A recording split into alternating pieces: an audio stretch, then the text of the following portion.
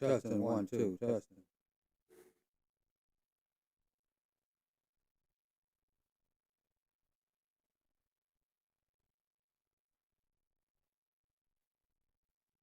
Testing 1 2 testing. Testing 1 2 testing. Testing 1 2 1 2 1 2 testing.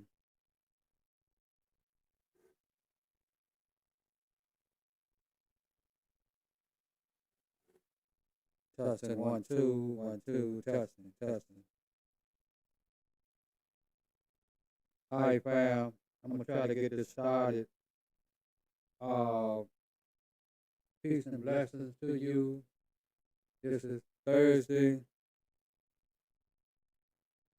This is Thursday, um, July the 18th, and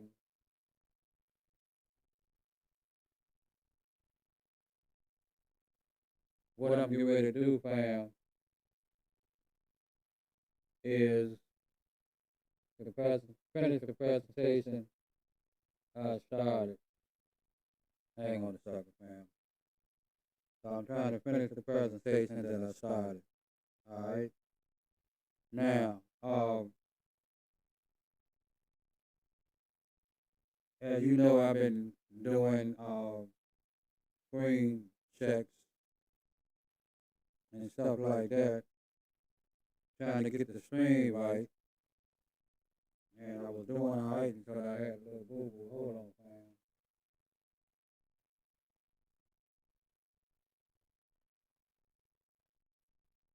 All right, fam. I think I'm back online now. And so my last stream check was pretty good. And so, with that being said, I'm ready to go ahead on with my presentation. Hang on, fam. Let me disconnect this other headphone.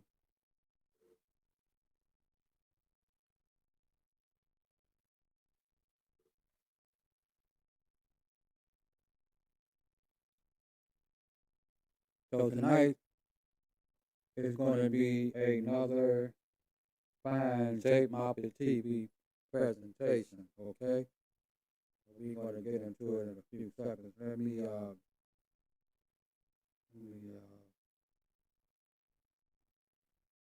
okay.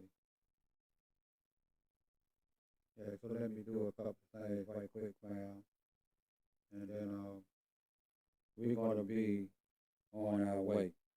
Okay, so let's do here.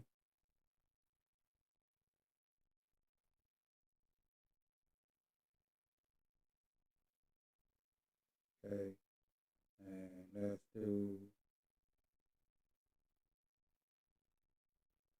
I was trying not to use OBS, but I think there's no way I can not do that. Yeah, I definitely see why you need another computer now, because I see what I'm going through on my own end. Okay. Um, so I do want to warn you, family, that I could not get the lag completely out. It's about 1 minute. You know, if you push it, probably 1 minute and a half or less. But it's hovering around to a minute and a half, and that's fine because I know how to adjust and to make the presentation do what it do. So with that being said, family, let me let me let me see. Yeah, let me go to my PowerPoint, and soon as my PowerPoint presentation coming to the monitor, then I will be on my way.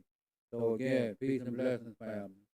This is July the 18th. This is a Thursday, July 17th. I'm sorry, Thursday, and the time is about 6:30. I'm going to be rolling with you guys, I guess, until about 10:30. The reason I say I guess because this is part two of what was part one, and uh I just did my I looked at the end of part one, and I did I didn't even get to the swing. I mean the slide I thought I was at.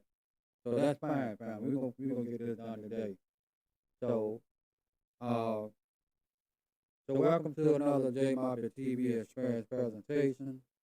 Just my opinion as always, where you get opinionated commentary with a little bit of facts and a little bit of fun, and we try to, mix it up so you will enjoy yourself, and that's the whole purpose to enlighten you with some enjoyment, edutainment, as I would like to call it, but that's that's somebody else's phrase, so I don't like to use that too much. So this is part two of uh let me move around a little bit. This is part two of this presentation that I started, uh, white folks tired of black folks in America. And I'm really not going to get back into the whole part of why I started this. Check out part one. When I do my editing, I will put part one in the description of this one so you can go back and forth. And I appreciate you on that. I appreciate your patience as I work to build this channel. All right, so with that being said,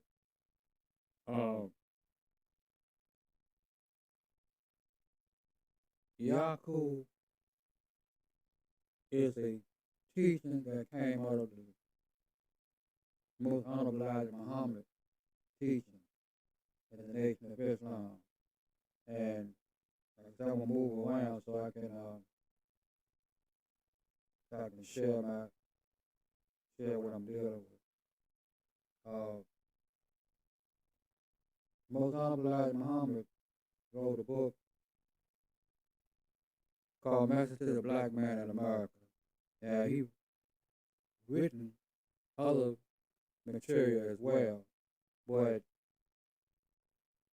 Message to the Black Man in America and Our Savior Has Arrived, those are two books that I have.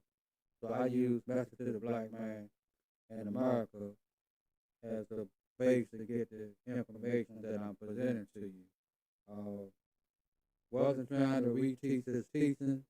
I'm not a Muslim, and I'm not a minister in the nation, but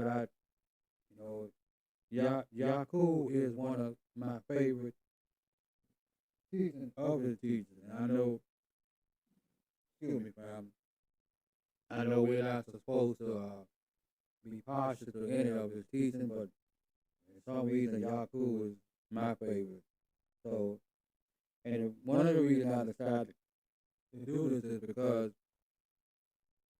not only Trump, but I've seen from different other podcasts and other information out here of the mentality of white folks, especially after Barack Obama. And so when, it took me a minute to get the nerve up to even do this, but when I decided to do it, my whole reason for doing it was I'm not a fan of Trump. I almost voted for Trump, but I know that this is not just Trump. I mean, what white America is going through in relationship to black America, he could have been any hardline conservative as a president, and we would have probably got the same type of reaction. I mean, if for example, if the governor of Texas would have ran for president and he would have won, some of the things that Trump is doing, he would have also done. It's not so much that he's an ally of Trump. I mean, at one time when both of them was running for president, they were throwing bombs at each other. But he's a hardline conservative. So I'm pretty sure much of the things that Trump is trying to do, he would have done, especially if he would have had both the houses, both the House of Congress, the Senate and the House. If you would have had a Republican majority in both the Senate and the House, he would have probably done the same thing. He's a hardline conservative. If Ron DeSantis would have won, he's a hardline conservative.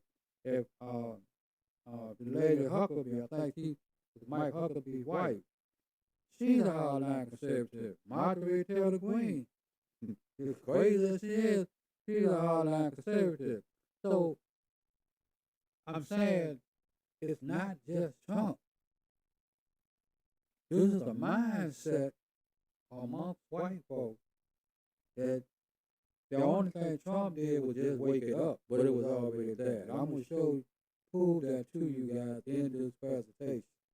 And that's the whole reason why I was trying to get it done. So let me go back up here. I got to move back and forth, fam. Shout out to all the, I don't want to shout out to a whole lot of people, man, but shout out to New Black World Order, shout out to Shawnetta, shout out to Brother Ben, shout out to Radiohead, Rich Black Magic, shout out to Brother Yosef, shout out to Seven Beaumont, that's my boy, man, with him and Yosef, they the new Bobby Hemmings, man. Y'all better get with that. Shout out to Dr. Rashad Richards. And Dr. Rashad Richards, let me go here right quick. Dr. Rashad Richards is where I really get the information to make this video, because when you comment on the monitor, guys, you're going to see a bunch of screenshots I put on this page. All these screenshots are a result of Caucasian people interacting with black people on a crazy level, and so when I saw that, and the one that I really inspired me to do this, it's not even on here, you know. But shout out to Dr. Rashad Richards, you know. He's definitely one of my inspirations. So what we're going to get into tonight, fam, I got to find what I'm gonna do. I'm gonna start over from probably I'm gonna start over and just take the whole presentation out. So this is still part two, family, but it was when I did the research, I hadn't got to the the slide that I thought I needed to be on. So it ended up being that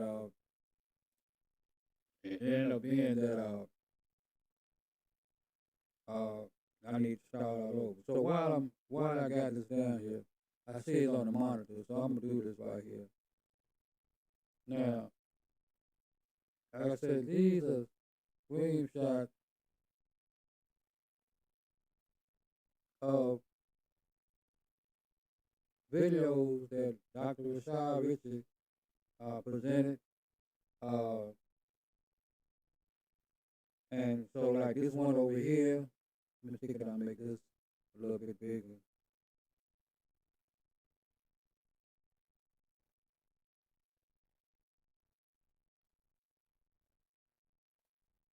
And look what it says, fam. Oh, sorry about that, fam. Okay. It said teenage bigot tried drowning black boy while calling him, I guess, the N-word, or calling him George Floyd. And the results of this was the parents, they confronted each other. So the white parent, like, oh, they were just playing. You know, so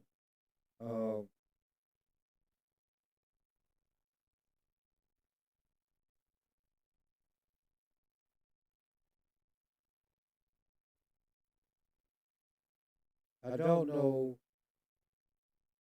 Can I get this one up? Okay, so this one right here, fam,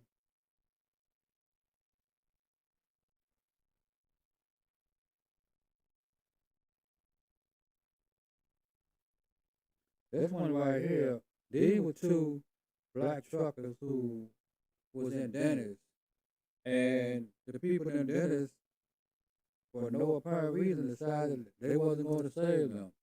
And so, again, the results, Dr. Richard had a couple of updates on that. They sued. So I don't know what the results for that was, but what happened was, to come to find out, the manager and the person that was managing on duty, they were boyfriend and girlfriend. So she called him, according to what I'm getting now, it's been a while back. She called him and was complaining that they were being unruly, which the only thing they did was they wanted to know why it was taking them so long to be served. And see, that was in Dennis, so we already know some of the things that Dennis went through. So Dennis restaurant, so it probably was as soon as they were like, okay, why y'all taking so long? Or I better call because we gonna have this again, that type of thing. It's on both sides, but they were just kind of wondering why they was taking so long to be served. They saw other people who had came in the restaurant after them, and they was being attended to, and they were not. So this led to her calling him, and then he telling her, don't serve them, asking them to leave, and then call the cops. And then he's trying to say it was it was something else that happened, and it wasn't that. So they sued. So here's a good one, family. I can show y'all this one. Like I said, you know, ever since Obama, you know what I'm saying, these Caucasian people have been off the chain. Okay, so let me see, can I make this a little bit bigger?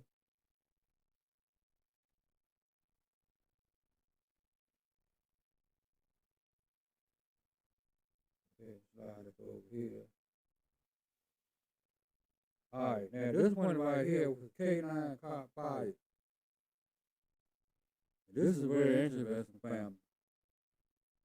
It was a black trucker who was being chased by a long line of police. He didn't know they was after him. But when he realized what was happening, he was like, I'm not gonna pull over now, I'm gonna try to pull over where I think it's safe at, right? He didn't know all of what was happening, but he saw the police, so he said, well, I'm just trying to, I'm gonna just try to pull over in a safe environment. Okay. So as he was pulling over, and as he had pulled over, there was a commanding cop who was a state trooper. He was in charge of the situation. But they had called for neighboring police force used for backup. Okay? So that's why the K9 cops showed up, because the state police had called them for backup. But by the time he got there, the state trooper had the situation under control. At least the guy was getting out of the truck and he was following the commands of the state trooper. Well, the state trooper saw the K9 cop get out the car and bring the dog. And the first thing he said, we're not going to need the dog. He didn't say it like that. He said, we're not going to need the K9. He told him before he even moved even closer to where he was, away from the car, we're not going to need the K9. But he brought the K9 out anyway. And he ended up sticking the K9 on the guy who was already complying with the state trooper. And he kept telling him, man, don't stick the dog. We don't need the dog. This guy, and he stood on his action. Oh, it was a good bite. He wasn't complying. Damn it, he wasn't even complying to you. He was complying to the officer in charge. So I'm thinking that guy sued too. I don't know what happened with that one. Some of these videos, Dr. Rashad had updates and some of them he didn't. And with that being said, uh, you know, it's it's it's it's kind of crazy. So those are some of the videos that at that time, it's been a while back, that I was when I first started dealing with this, that you know, that I decided to do this. And the one that, like I said, is not on here is when when the white lady, older white lady and a man, they was in front of some people in a drive-through, and they turned out of the drive-through lane and got mad because the people kept going, and they actually got out of their car and stood in the driveway to block them so they couldn't even get their food. That was the one that did it. I mean, man, I got to get on here and do something, you know. And so that was the catalyst for getting me on YouTube. Thanks to Brother Ben, and especially want to thank New Black World Order, because him and Brother Ben really inspired me. New Black World Order, Brother Ben X, and Another TV, right? So, all right, so let's move on, family. Uh, that's the why. Y'all know the reason it's been delayed because of sound issues and this issue and every damn thing else. So, with that being said, let's get back to this. So, I call this the Yacub methodology. So it's like white folks tired of black folks in America, the Yacub, the methodology of Yacub. And the reason that I titled it like this, because I wanted to show you that, again, you can put the governor of Texas in the White House. You could put Ron DeSantis in the White House. You could put Mike Huckabee wife and Miss Huckabee, like her name, Sarah Huckabee, in the White House. You can put any hardline conservative in the White House, and you can almost get the same result. Might be a little plus or minus, especially with a majority Republicans in the House and the Senate, where they can pretty much, they don't even need the Democrats to vote on anything. They got ways of getting around them altogether. There are certain bills that, if they know the Democrats is not going to muster up enough to get them over, then they got other methods that they use. But pretty much, it's not gonna be like that.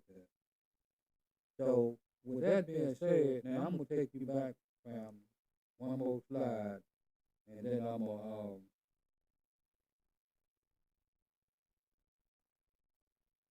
because I got two different videos of this. I mean, two different PowerPoints of this, and so I'm hoping this is the one that I think this is the one that I tweaked. But part one is going to end with this slide right here. This is how part one is going to end. So when you see that slide, it's not going to be long before the video will cut off. This is slide 16. I don't remember what I was talking about when I got to slide 16, but that being said, I thought I had ended it with the introduction of Dr. Francis Cress Welsing, but apparently that wasn't the case. So with that being said, I'm gonna get ready to go ahead on and start this thing back over. Now, let me go up here right quick. I saw Dr. Welsing. No, I'm not gonna do that. Now, Dr. Cress Welsing, the reason I introduced her is because let me go here right quick, fam. She almost agreed with the Honorable Elijah Muhammad, and she was a psychologist.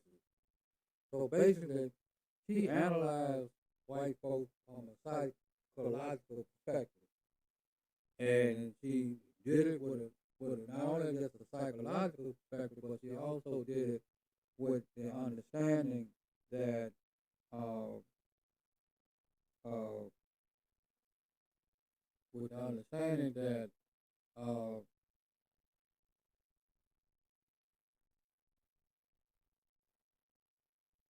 a white supremacist.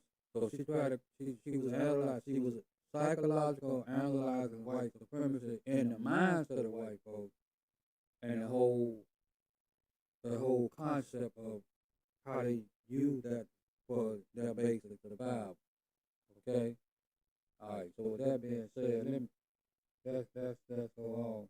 And so I use her because, I was fortunate enough to see her when she came to my hometown, and and she went over this part about, the Caucasian people and what she found that was, uh, you know, as a psychologist and a psychic, he went into the psyche of Caucasian people. And let me see, can I make this a little bit bigger?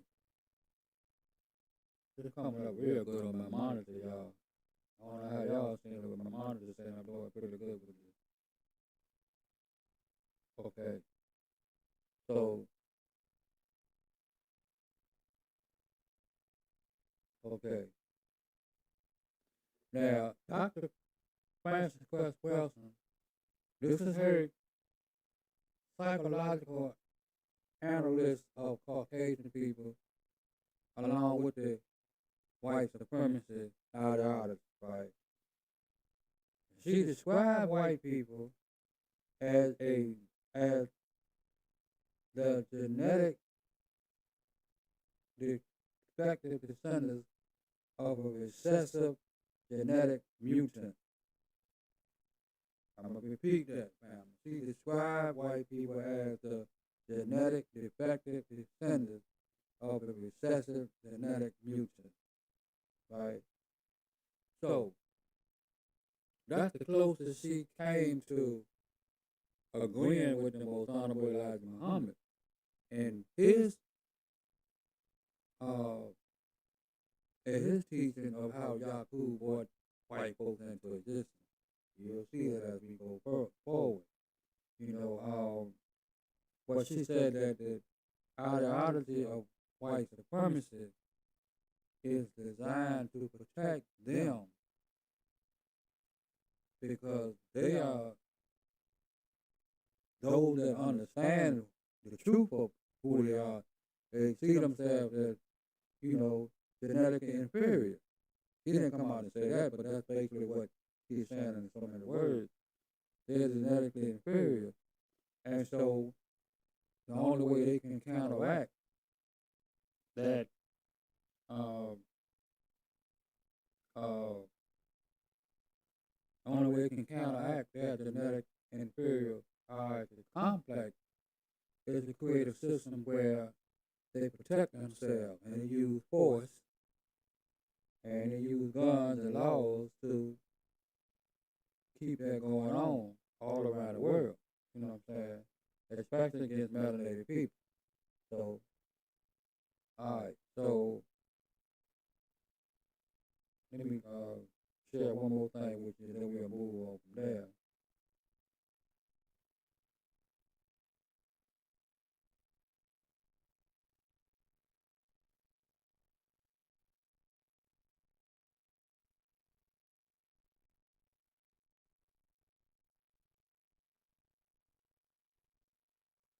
Okay, what I want to share with you was that Wilson was against white supremacy and what she saw as the emasculation of black men, or we say feminization of black men.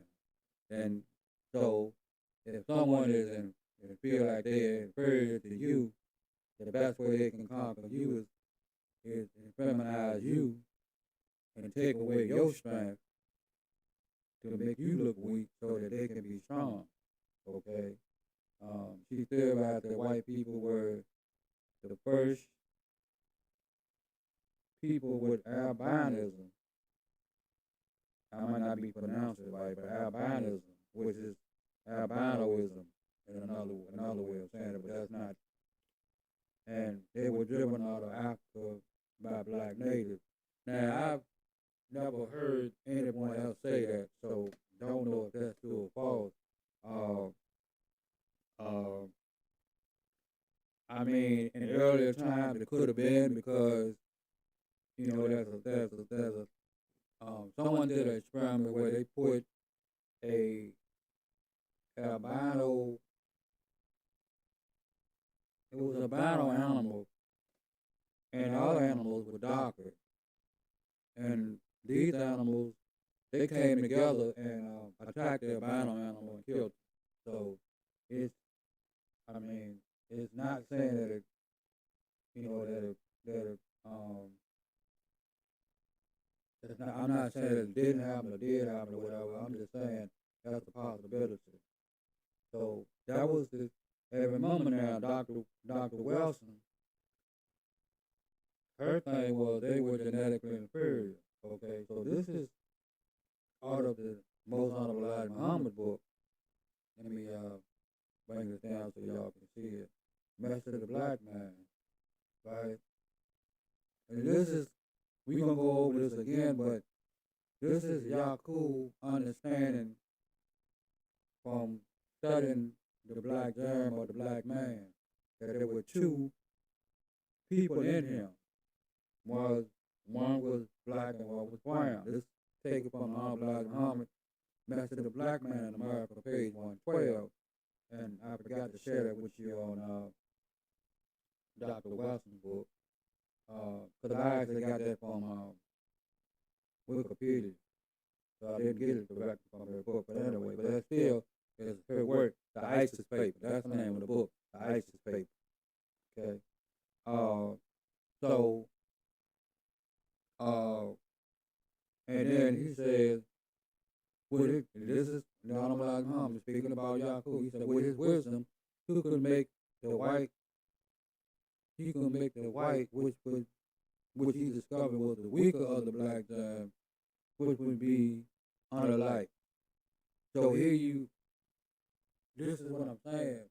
This is the Honorable Elijah Muhammad explaining that Yacub saw that in the germ of the black man was two, a brown and a black, and that if he could manipulate the brown, this is me talking, not the Honorable Elijah Muhammad, if he could manipulate the brown,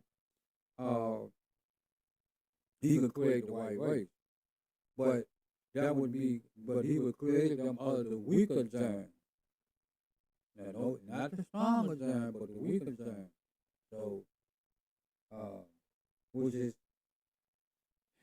which make them genetically inferior because that they came out of the weak side of the black man, not the strong side. All right, so with that being said, let me go ahead on and get part 2 of this thing out of the way. I'm gonna have to step away from the mic for a minute, fam.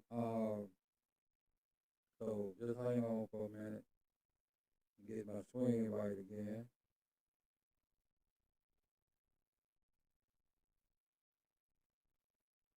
All right, and then I'm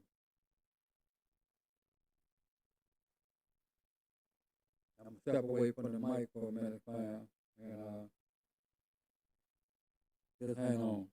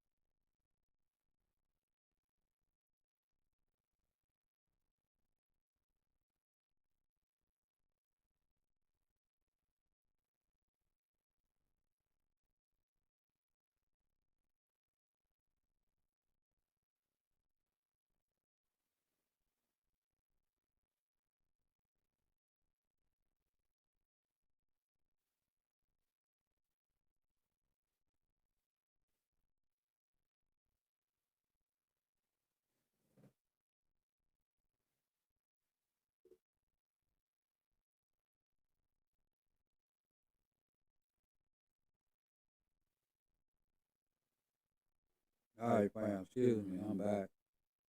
So let's move to the next slide. Hit the like and the subscribe, fam. Hit the like and subscribe. All right. So as we get back into this part of it, um, the message to the black man in America is the basis of where I got most of the information on Yacub. You know, I've got Our Savior Has Revived, so he do have a little bit about Yacub and Our Savior Has Revived, but the most of it and the bulk of it is in Message of the Black Man in America, and probably some of in the early older Muhammad speaks, and I'm pretty sure he has done some lectures on Yacub as he was teaching when he was amongst us. Now, the Honorable Minister Louis Farrakhan has done a couple of videos, I believe, on, I know one of them is titled Making of the White Man. And then there's another one when he did the teachings of Yacub. So, and most of the ministers in the Nation of Islam, that's one of the subjects they have to become very abreast on and teach on, because it's part of the, I'm not going to say part of the core teaching, but it's definitely part of the principal teaching of the Nation of Islam. Is, because the coming of Master Muhammad was to actually reverse what Yacub had done. Okay, so let's move on. Okay, so I want to state first, like I said, I'm not a registered Muslim, and I'm not a member of any Nation of Islam mosque or temple. And I'm not trying to pretend to be qualified to reteach the most honorable Elijah Muhammad teaching. However, in order to make my point as to why I strongly believe white folks openly treat black folks the way they do, I must bring to the witness stand a portion of the most honorable Elijah Muhammad teaching.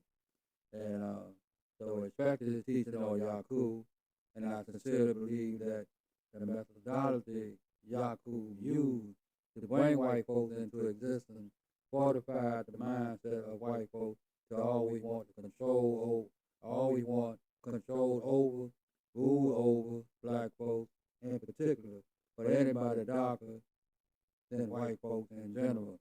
And that goes back to Dr. Francis Quest Welson's statement about they using white supremacists ideology to protect themselves and their genetic inferiority complex, right? But even though she said that like that, and we have to agree with that, it still comes out of the fact that the methodology that Yacub used to bring the white out of the black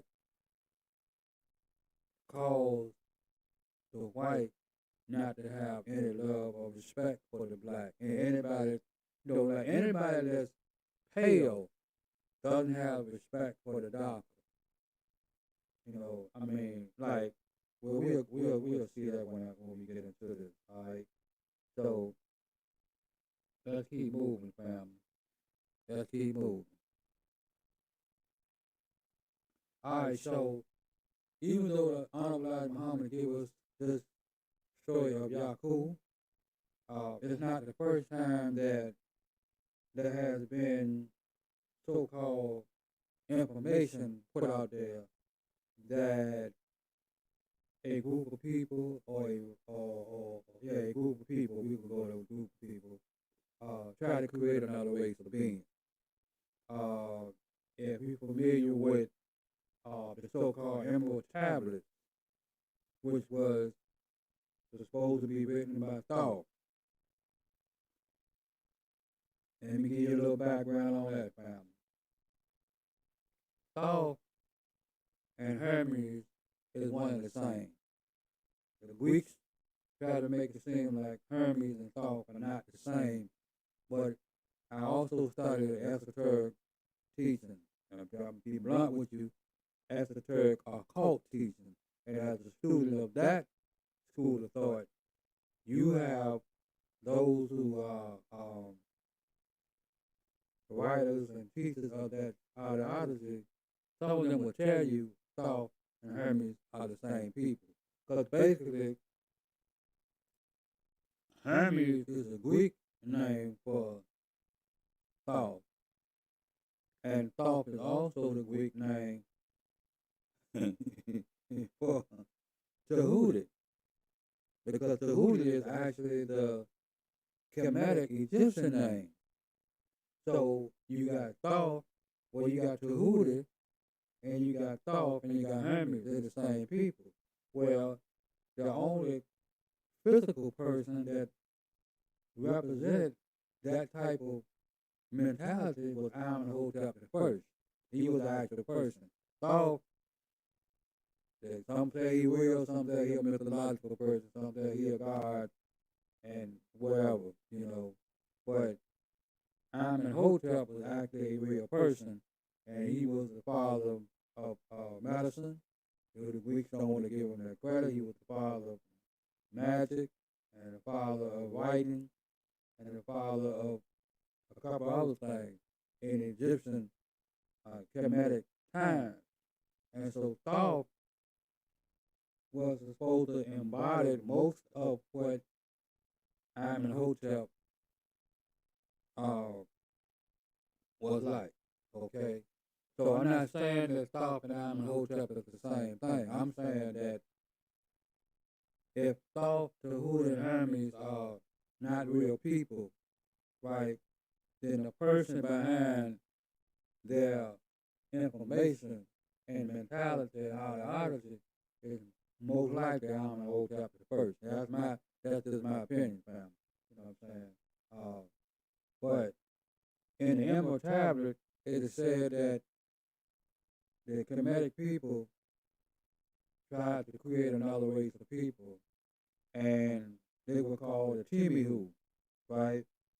Now, other YouTube scholars, they have, came on YouTube and said there's no proof that that's true.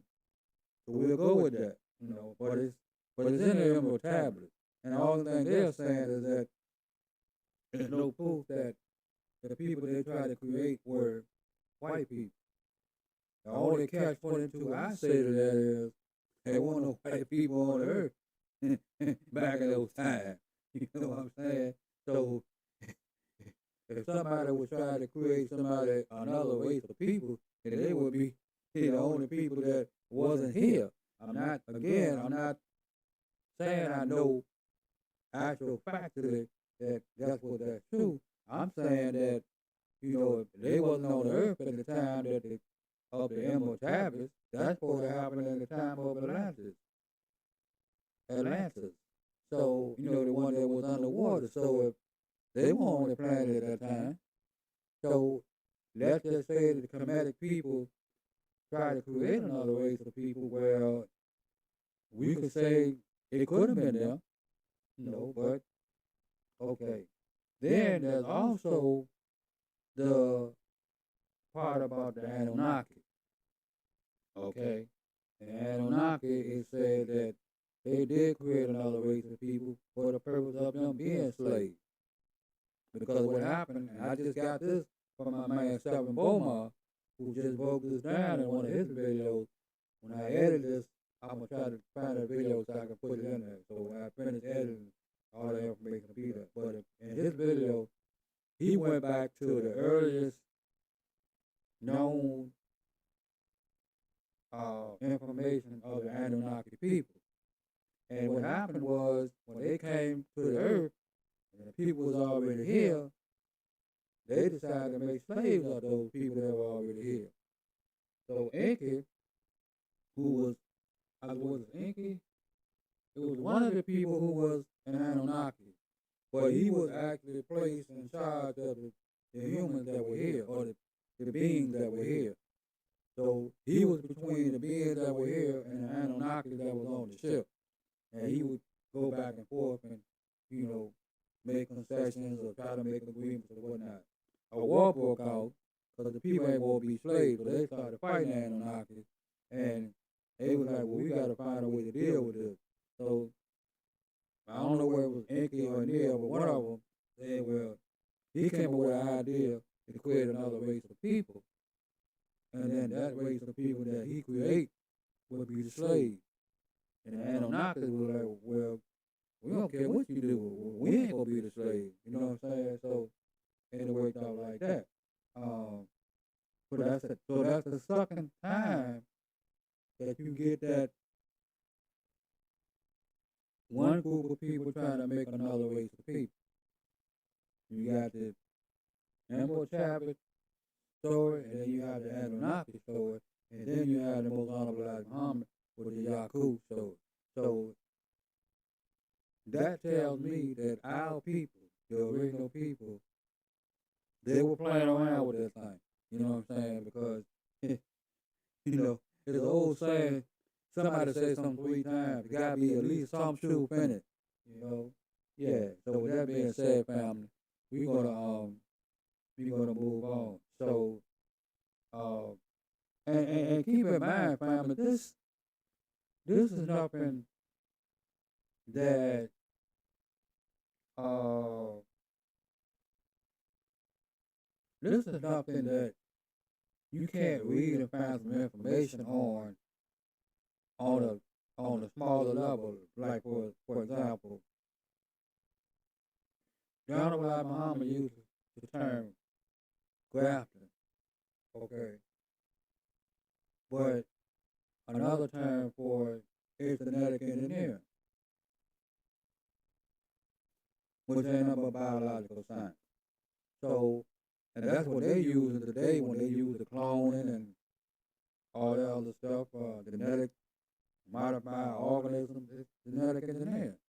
So it's nothing new under the sun. You know what I'm saying? And we are the original people and the originators of all knowledge, wisdom, and understanding. All right, so uh,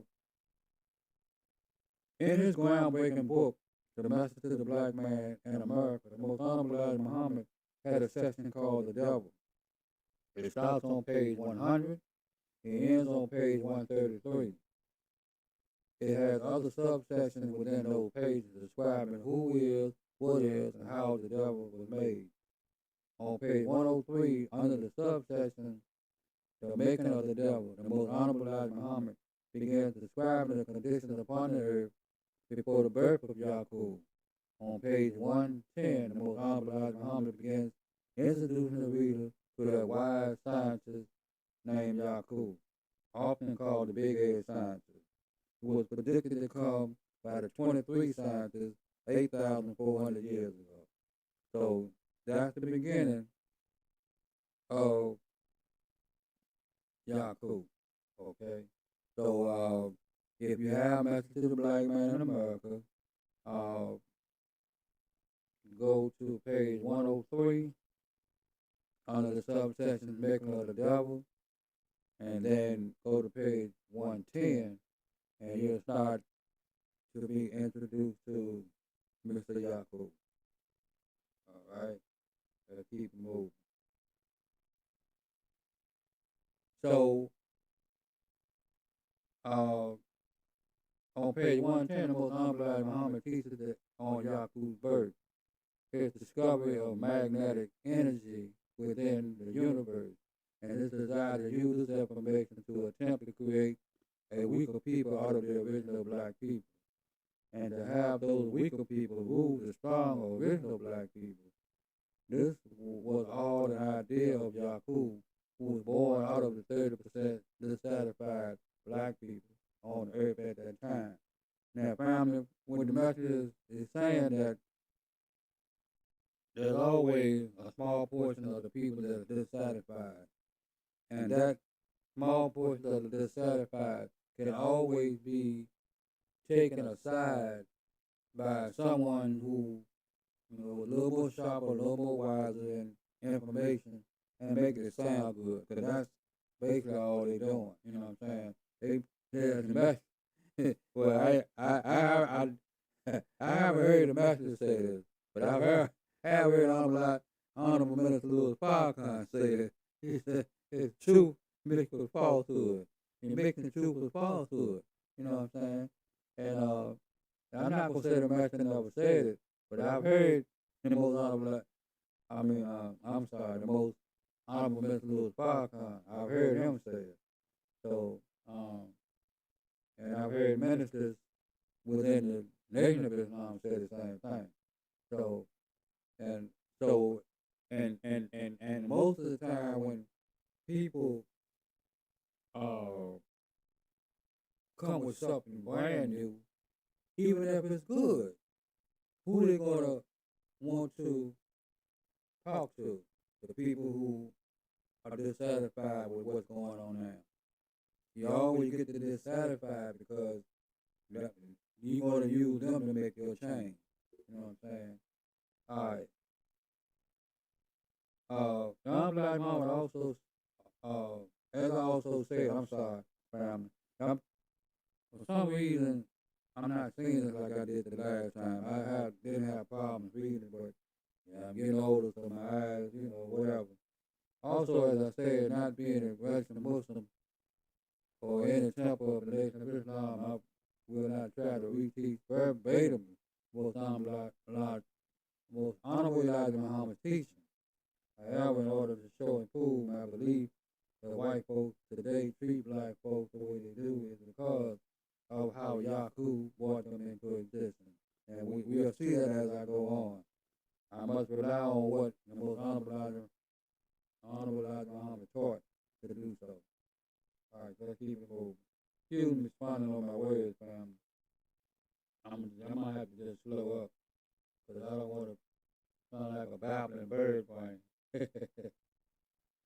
So according to the most honorable Elijah Muhammad, Yacub was born 6,600 years ago.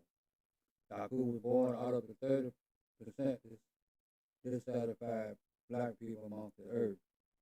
When Yacub was 6 years old, he was playing with two pieces of steel. These two pieces of steel had magnetic power, energy in them. And Yacub noticed how the two pieces of steel reacted toward one another.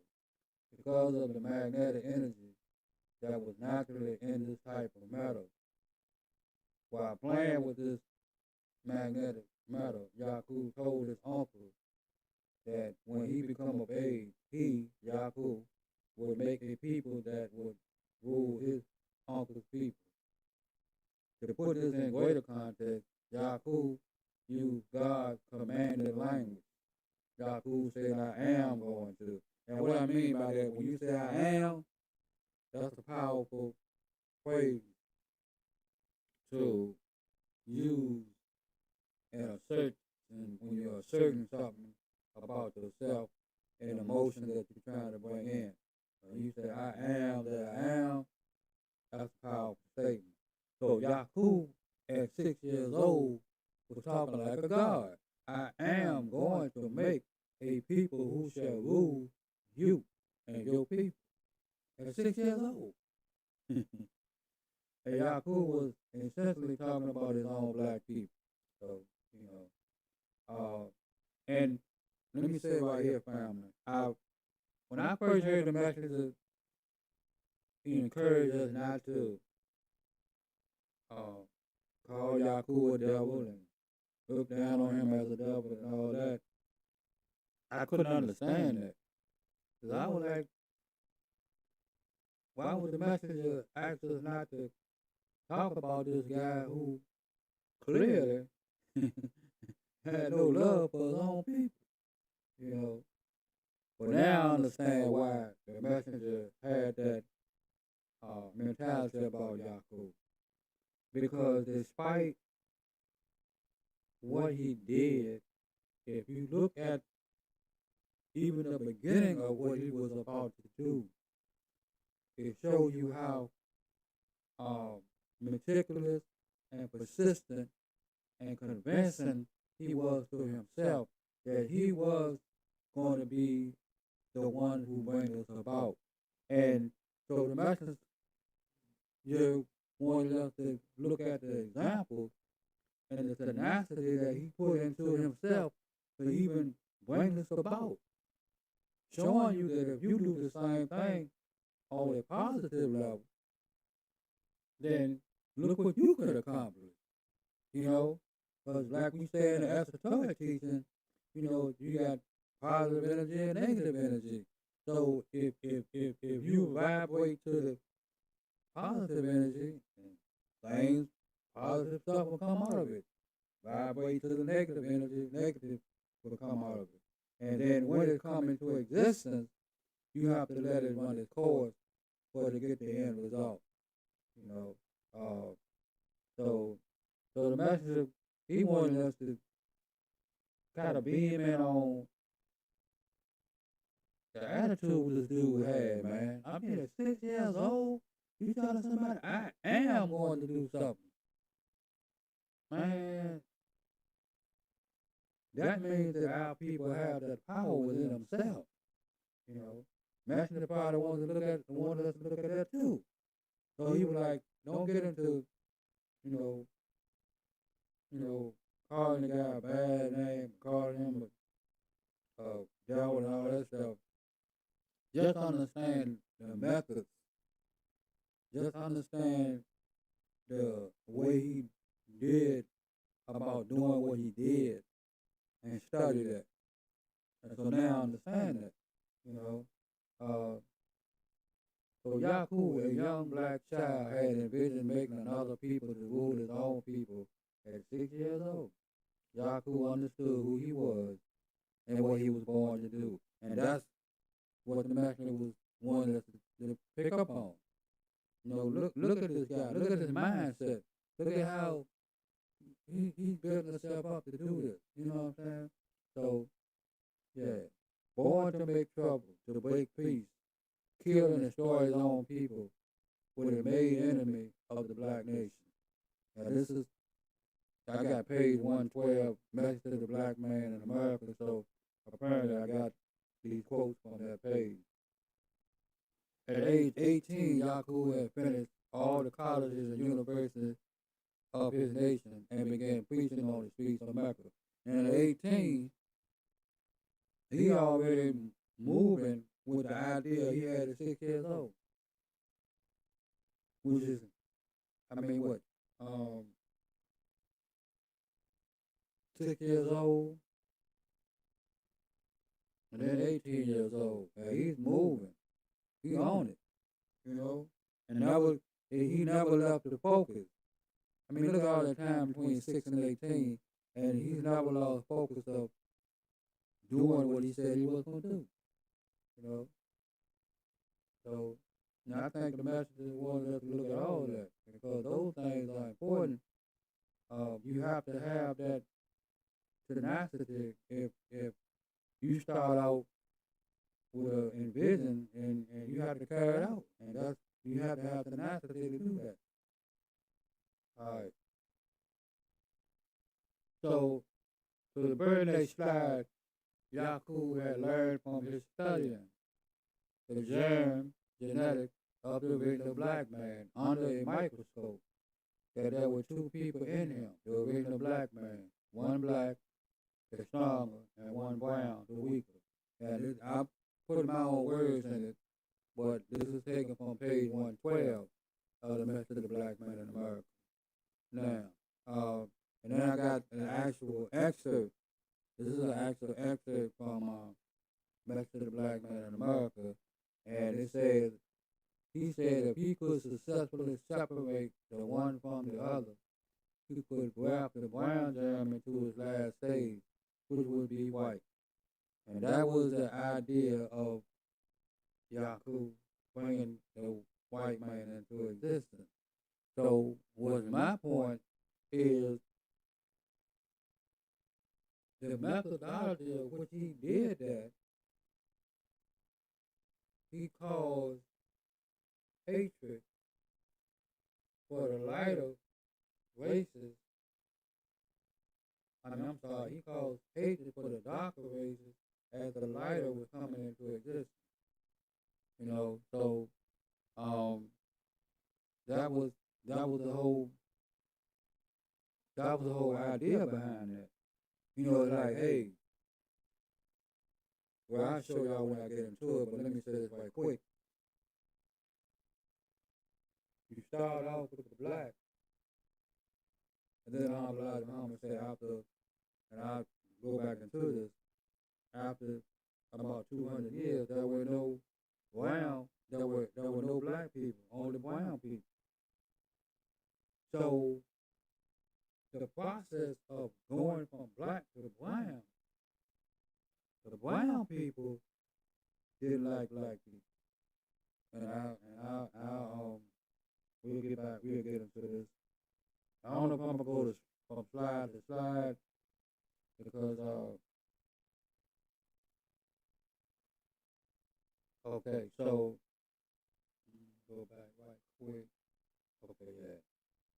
So all right, so as Yacub began working on finding the necessary converts, he started out teaching Islam and offering those that were following him luxury. That's page 113, message to the black man in America.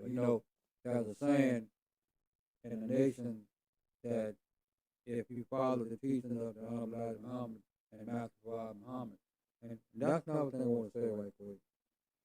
But those who said, the Honorable Elijah Muhammad, made this up, he got that from Master Muhammad. So he was actually teaching what Master Muhammad instructed him to teach. So he didn't make this up. If you want to blame somebody for making it up, blame Master Muhammad. But that's what we got. All right. Now with the Honorable Elijah Muhammad, man, he was, he believed that Master Muhammad was who he said he was. And so he put his whole heart and mindset of trying to resurrect people. Because Master Muhammad told him he was reversing what Yacub had done. So Elijah Muhammad set out to bring that into existence. And so, Yacub continued to preach and teach. He began telling people he would have others work for them. Now, the master, who the master said, that according to the Most Honorable Elijah Muhammad, there's always a group of people who want others to do that work for them. That will happen with the Anunnaki. I'm saying. And they're always going to go after the people that are already dissatisfied, which that's the only part that I find a little strange. If I'm already dissatisfied about how things going, I don't want you to take me into a worse situation. But I guess you don't know because they're not gonna show you the worst part of it. They're gonna always put the best foot. Like you said, he started teaching them Islam. Well, during that time, it was Islam. Islam was the original teaching of that time, and the master teaching that Islam is our original religion. So Yacub lived at a time when Islam was being taught. The black guys in Mecca was in control. So he started out teaching what was already being taught. And then he began telling people that he would give them luxury. You know what I'm saying? And he began to tell people, hey, look, you follow me, I'm going to have other people working for you. So all these things that he's speaking to the dissatisfied now. So, I never heard the message to say this. So I can't say I did hear him say this. In fact, I never really heard any of the ministers in the Nation of Islam say this. But I kind of got the impression that the dissatisfied were tired of living righteous. They were living righteous and they were doing what was right, but they were all tired of being living righteous. So they wanted to do something. Like I said, I never heard the master say that. I never heard the Honorable Minister Louis Farrakhan say that. And I never heard any minister under him say that. that's just the impression I got when I understood that it was some dissatisfied people. If everything going along smooth and good, what could you be dissatisfied with? You know, but if you're tired of living righteous and you want to try being unrighteous, well, you're dissatisfied. That's your dissatisfaction right there. So, but I'm saying, please, family, before I'm not saying that I'm going to say that. I'm not saying Honorable Minister Louis Farrakhan said that. I'm not saying none of the ministers underneath of him said that. I'm saying that's what I get out of the 30% being dissatisfied. Because according to the messenger, that was a time of peace and righteous living. So, I mean, so that's just my opinion based on the way I understand it. This preaching and teaching of promise and luxury and having others do their work became disturbing to the authorities in the Holy City of America. And that's because they knew that that was something that they never heard before and they wasn't practicing.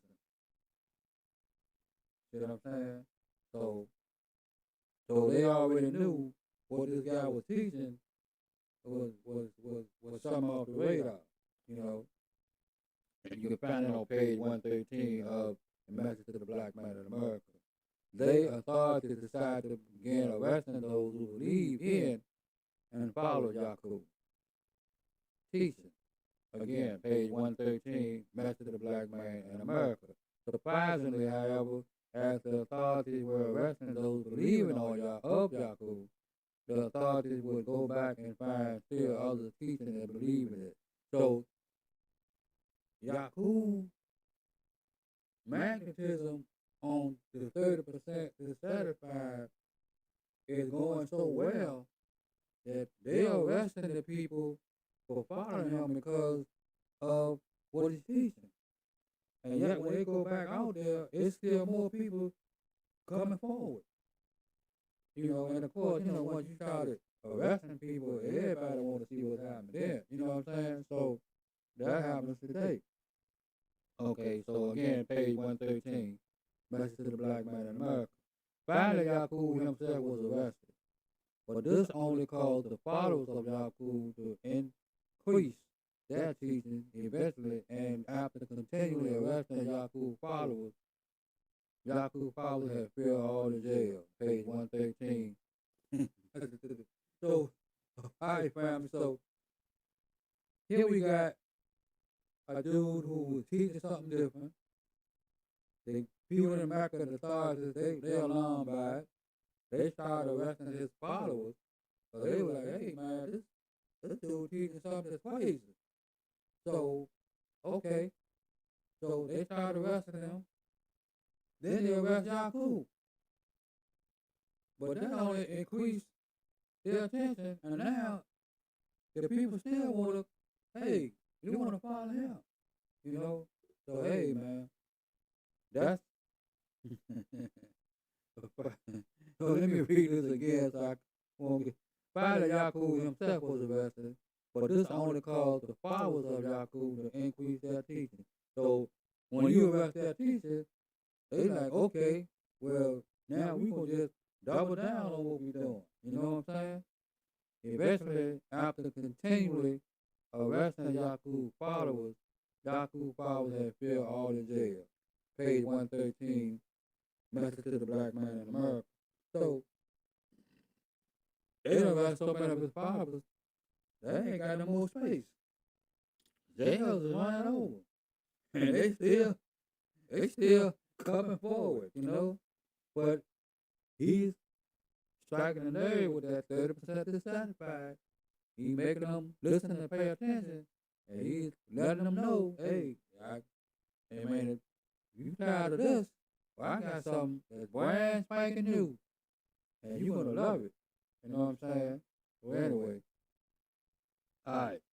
So, it was Yacub followers being arrested so much so that they had filled all the jails That led to an agreement between Yacub and the authorities of Mecca at that time that eventually led to the great experiment of Yacub creating another kind of people. Now, before I go to the next slide, I'm only saying that Yacub had created so much enthusiasm with those 30% that's qualified that they had filled up all the jail with the followers, right? And it got to a point where the authorities, as you will see, were afraid of Yacub, and they kind of came to him and like, "Yo, Yacub, how can we solve this problem? You know, think about it. This man became so much of a problem that the authorities went to him with a question. Hey, how can we solve this, man? All right, so let's go to the next slide. So according to the most honorable Elijah Muhammad, Yaqub was born 6,600 years ago, foretold by the 23 scientists 8,400 years before his birth, of one who would come to change civilization and break peace. Page 112, that's to the black man in America. He was a wise scientist who very knowledgeable at his age at the time. He was known as the big-headed scientist, because of his unusual sized head. And by the age of 18, he had finished all of his colleges and universities. He started school at the age of 4 years old. At 6 years old, and that's a mistake, fam. As he started school at 4 years old, at the age of 6 years old, while playing with two pieces of steel, which had magnetic energy in the two pieces of steel, Yaqub realized his purpose in life by saying to his uncle, "When I become an old man, I'm going to make a people who shall rule you." Page 112, that's to the black man in America. Yaqub set out to bring his vision to reality. He eventually began teaching and preaching a new teaching that alarmed the authorities of that time in Mecca, so much so that authorities began arresting Yaqub's followers.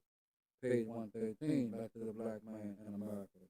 Because of the authorities had arrested so many of Yaqub's followers, they had filled them all in jail. This led to an agreement between Yaqub and his followers and the authorities of Mecca at that time. Page 113, message of the black man in America. All right. So, this is my words, and what you see in parentheses and brackets are my words, not the most honorable Elijah Muhammad's words. Okay. But we continue on page 113, back to the black man in America. We find that authorities had arrested so many of Yaqub's followers that they had filled up all the jail, and that there was no more room for any prisoners, even if arrested. Page 113, that's to the black man of America. This led to authorities, officers reporting to the king that all the jails were filled, and still there were people still preaching and teaching what Yaqub was teaching. And you see what I'm saying? The jail busting at the scene, and people still following him, you know. So what shall we do with them? One officer asked the king, page 113, message to the black man of America. And Elijah Muhammad goes on to say that the king began to question the officers about what the teachings were and who was the leader. According to the most honorable Elijah Muhammad, the officers gave the king all the answers. Then the king went to meet with Yaqub at the prison where he was being held. Page 113, message to the black man in America. Now, this is where I guess you would say the meat hit the potato, because this is where Yaqub, he cool, calm, and collected. He ain't even worried about what they might do to him. That ain't even his concern. He already understands, just based on what you're reading and what the Honorable Muhammad said about this, he already understands that he in control. The king greeted Yaqub with the greeting words of peace and paradise, spoken in the Arabic language of Assalamu alaikum. So you are Mr. Yaqub, the king said. Yacub said, yes, I am. Page 113. Back to the black man in America. The most honorable Elijah Muhammad continues saying that the king wanted to see that we could work out an agreement that would bring about an end to this trouble. Yacub and his followers were causing. The king asked Yacub, what would you suggest? I'm going to read it again, family. The king asked Yacub, what would you suggest? I'll say it one more time, family. The king asked Yacub, who was in prison, locked up, but had created all this commotion. The king asked him, what would you suggest? That's powerful, family. And I think, again, the messenger wanted to see how this man was operating. Because if you imagine using that much energy and focus on doing something positive, and basically what it says, it don't matter if you use the left hand path or the right hand path. If you focus enough, you can bring it into existence. You know what I'm saying? So, wow. King said, what would you suggest? What do you suggest we do with you, Yacub? At this point, Yacub had the world in the palm of his hand because here was the king of his area asking him what would Yacub, suggest to bring the end to the trouble that Yacub and his followers were causing. Imagine that. Those are my words, not the Honorable Elijah Muhammad. So family, I want you to pay close attention to Yacub's suggestion. I want you to pay close attention to Yacub's suggestion. Hang on, fam. I'm going to step away from the mic for a minute.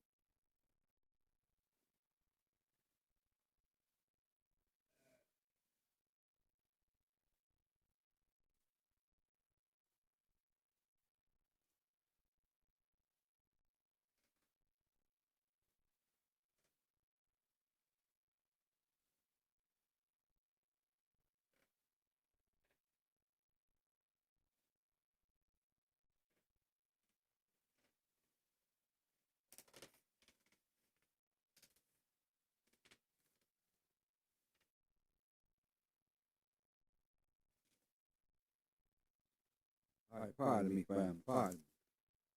So I don't consider myself a teacher. I consider myself a seed dropper. So when I'm dropping seeds, I like to try to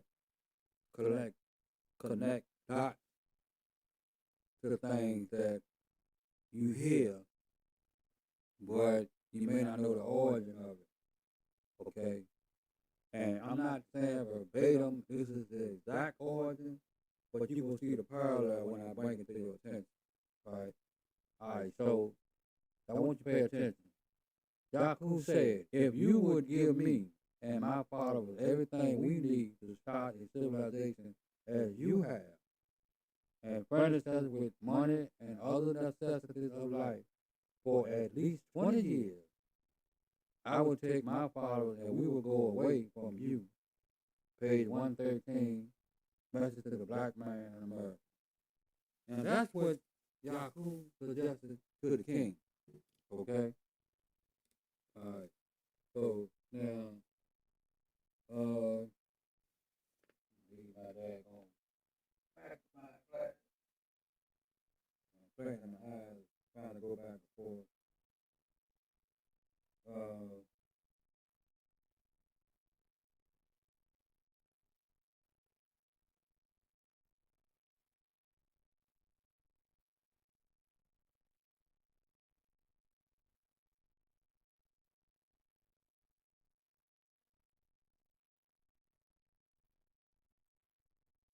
Okay.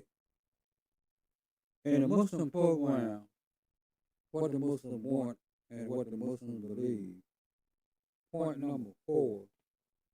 I'm not going to read the whole thing because I'm just trying to get you. And point number 4. The Honorable Muhammad encourages the former slave masters are obligated to provide such land that the area must be fertile and minerally rich, right? Okay, so let me read the whole thing, fam. That's gonna be the better way to do it. I apologize.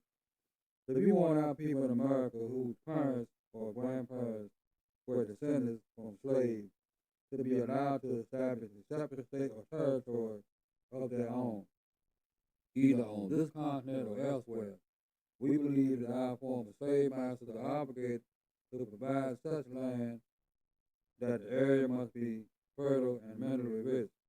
Listen now, we believe our former slave masters are obligated to maintain and supply the needs in this separate territory for the next 20 to 25 years until we are able to produce and supply our own needs.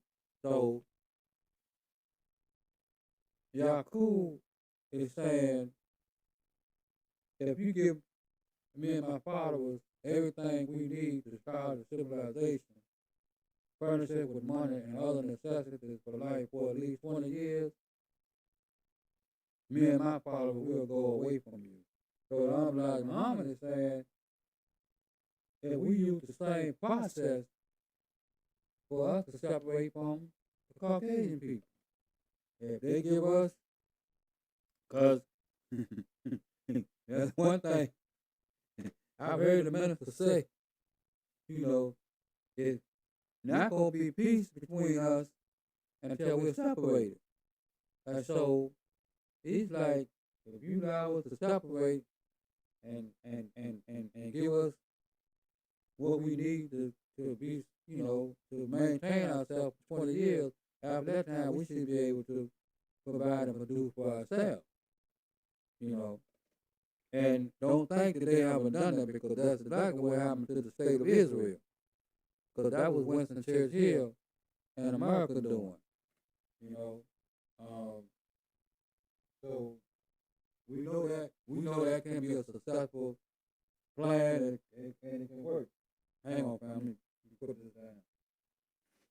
I just wanted to share with you that the ideology of separation and providing and allowing the people to be supported for 20 years, that's also in what the Muslims want. Point number 4. And Yacub basically said the same thing, different way, but the same thing. And Most Honorable Muhammad goes on to say the king was pleased with the suggestions or conditions made by Yacub.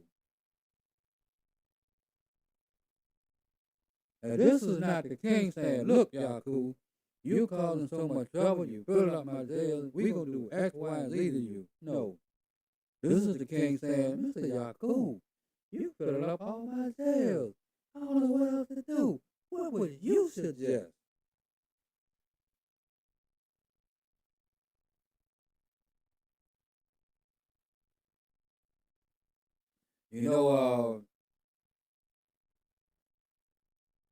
I don't know who I heard say this.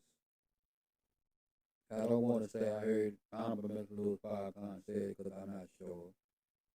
I don't want to say that I heard some of his ministers say it, because I'm not sure. But somebody was teaching. I don't even know where I heard it. At the mosque, on YouTube. Somebody was teaching on Pharaoh and the children of Israel. And after the plague of death of the children of the Egyptians, and Pharaoh threw his hands up and said, all right, down go. So, but in that situation, Moses was asking Pharaoh, let my people go. He wasn't saying, Pharaoh didn't go to Moses and say, hey, Moses, man, you caused so much trouble, man. How can we solve this problem? We won't like that. But, it ended like Pharaoh, like, all right, okay, and you killed my children, man. All right, you and your God, your people, y'all going about y'all business. You know what I'm saying? But anyway, so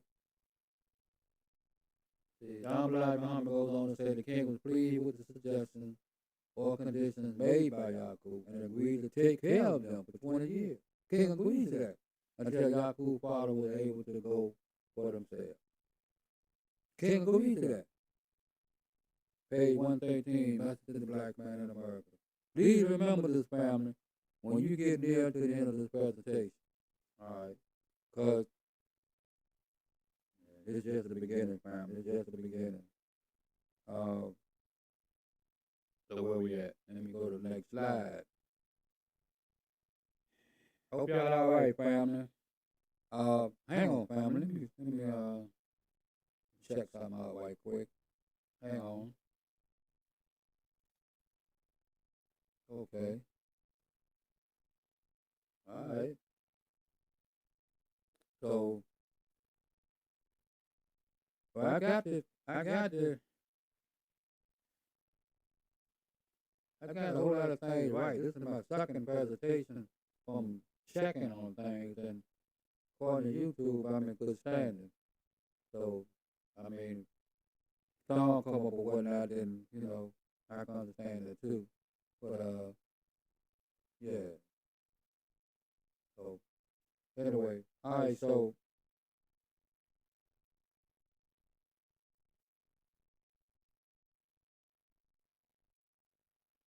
let me see. Okay, all right. So we on the next slide. We on slide 40.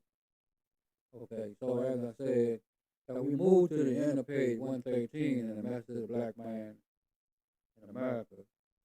We go on to page 114. We see Yacub and his followers and his teaching that caused so much trouble amongst the people of the area of Mecca that the king and his authority were so concerned and were afraid of him and wanted to find a way to restore peace to that area.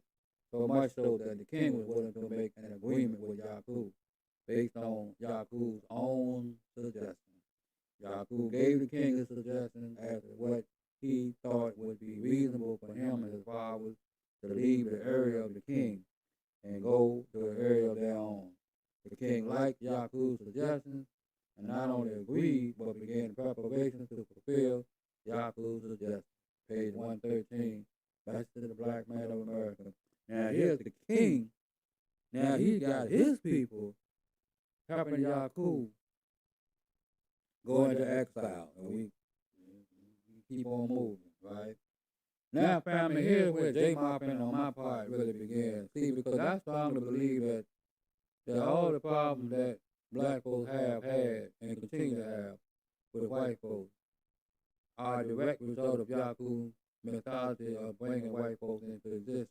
Also, if you have an adversary but don't know the origin of that adversary, or why that adversary is constantly being antagonistic against you, then in that mindset alone, you will not know how to effectively deal with this adversary, especially in such a way that it brings you and your family and your people peace.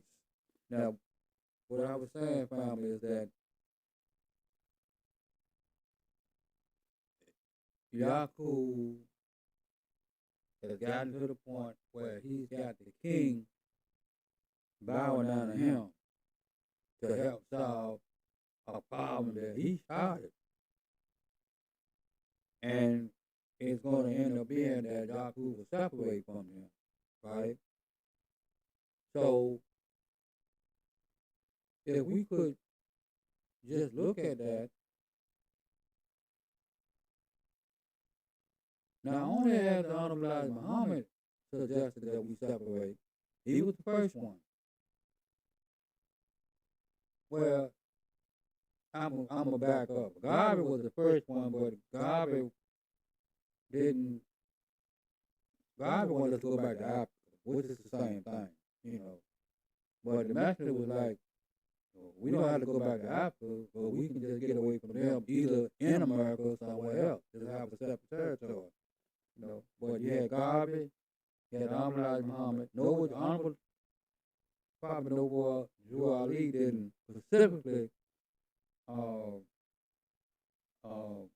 teach and preach separation, but he understood that we would have to re-educate ourselves to who we were, before we could move forward and be respected amongst the nation, And in a sense, he did preach separation because he wanted us to have our own nationality, with our own flag. So I mean that's it's a similarity to that.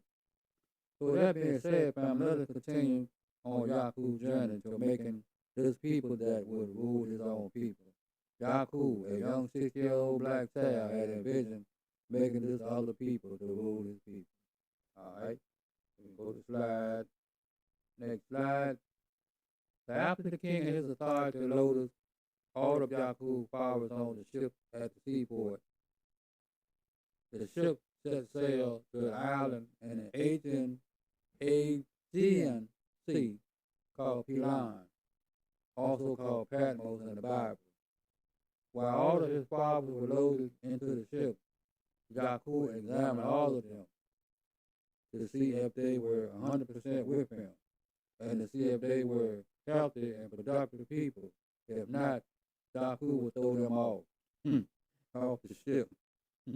Now, looking at this slide, what you see in blue are my words, not the words of the most honorable Elijah Muhammad. So, some were found unfit, and overboard they went. Page 114, Message to the Black Man in America. When they arrived to the island of Pelon, Patmos, Yacub said to them, "See how they, the holy people, have cast us out. Now if you choose me as your king, I will teach you how to go back and rule them all." I want you to pay attention to that, family. We're gonna go get to that at the end of this. But look what Yacub told them. He said, "Hey, see how they treated us? They cast us off. Now, if you make me your king, I'm going to teach you how to go back to that very same people and rule them all." Hey, Yacub ain't never gave up on his vision, man. That's powerful. That's powerful, man. And I'm going to be the he might not sound like somebody that's sane, but that's what Trump is doing. Trump has taken a page out of Nixon, Reagan, and Bush conservatism, and he's rolling with it. And that's what I believe. That's J. Moppin. I believe that's why everybody that's liking him likes him, because he got the balls to try to pull it off. He like, man, we gonna do this thing. I don't give a damn what y'all say. We gonna do this thing. You know what I'm saying? And hey, that's what Yacub is saying. I don't care what happens. We gonna do this. I'm gonna make this man, and I'm gonna make him rule you. Hey, I'm gonna make him school you. And make a fool out of it. Yeah, I gotta have a little fun, fam. The most honorable Muhammad goes on to say the followers of Yacub had already chosen him to be their king at the very start. But you gotta understand something. They wouldn't have been on the boat with him if they would have wanted him to follow him. So what the message is saying, just by the fact that they followed him into jail, they followed him out of jail, they followed him onto the ship, he's already their king. Just in that alone. All right. So to be that king at the very start. Yacub then chose doctors, ministers, nurses, and a cremator for his top laborers. He called these laborers together and told them of his plans for making a new people who would rule for 6,000 years. Excuse me, family, for burping. Trying to get this out. Pardon me. Page 114, Message to the Black Man. Now, this is key right here. Because, after they got to the island of Pelon, Patmos, you know what I'm saying? On that way there, if anybody changed their mind, they was going overboard. That was Yacub's, you ain't with me. See you, wouldn't want to be you, So, so when he got there, then he started, going through his people and try to find the laborers to carry out his mission, right? And I don't know if these people knew that that's what he was planning on doing, but it, you know, and it was too late now. They already took the bait. And what George Clinton say?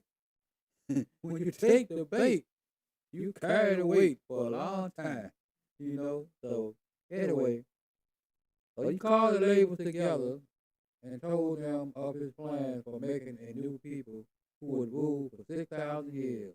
Page 114, Message to the Black Man. All right, so we're going to continue on page 114. And when we get to where John Elijah Muhammad said that Yacub called the doctor first, came in and given him his instructions, how he was to begin his quest and make his new man. All right, so we go to the next slide. Family, I don't want to rush this. I hope I can finish before 10 o'clock. So I got 2 more hours, and I got 20 more slides, more than 20 more slides. Okay. So Yacub called the doctor and gave him his instructions first, precisely. Now, family, the doctor and the nurse were the key in Yacub's work. I'm going to explain as I go on.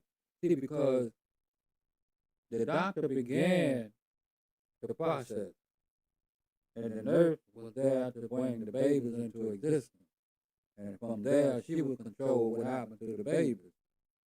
The minister, he had to ease his job, because all he had to do was marry people, but as you'll see as I explain it, you know, there was conditions there too. So, it was the doctor, this was Yacub instructed the doctor to do. And keep in mind, family, these are all black people, and maybe some brown people, light brown people, but this is the original people here. As a matter of fact, that's what's missing on this damn slide. I'm sorry, family, for cussing.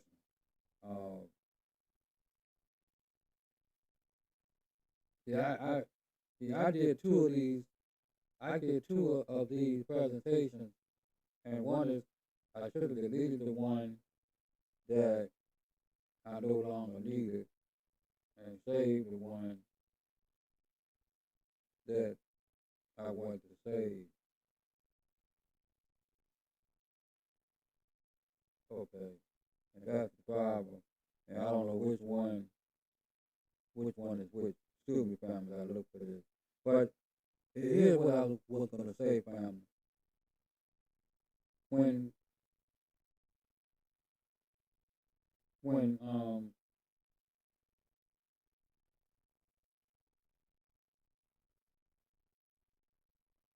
Yacub made a deal to take these people to the island of Pilan,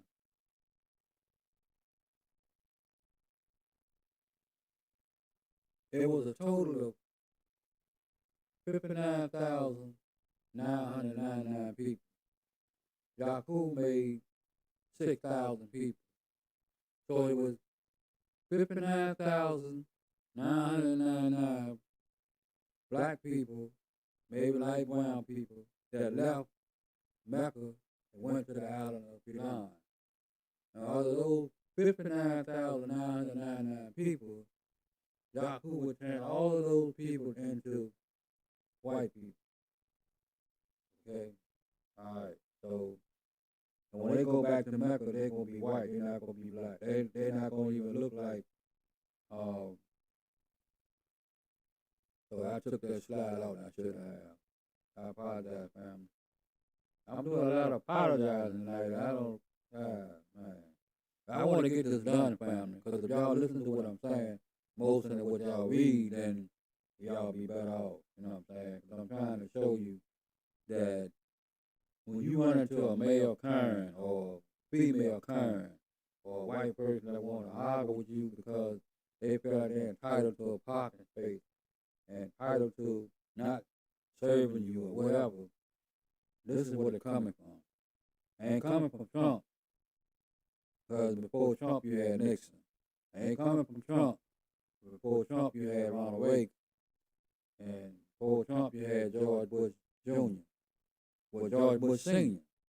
So, George Bush Jr. I'm thinking he might be halfway. I didn't really see a whole lot of that in him. I'm not saying he wasn't, but I didn't really see it. All right, so this is Yacub instruction to the doctor. Let all the people who come to marry, who wants to marry, come to you. So in other words, when you get ready to get married, the first person you gotta go see, you don't have to go see Yacub.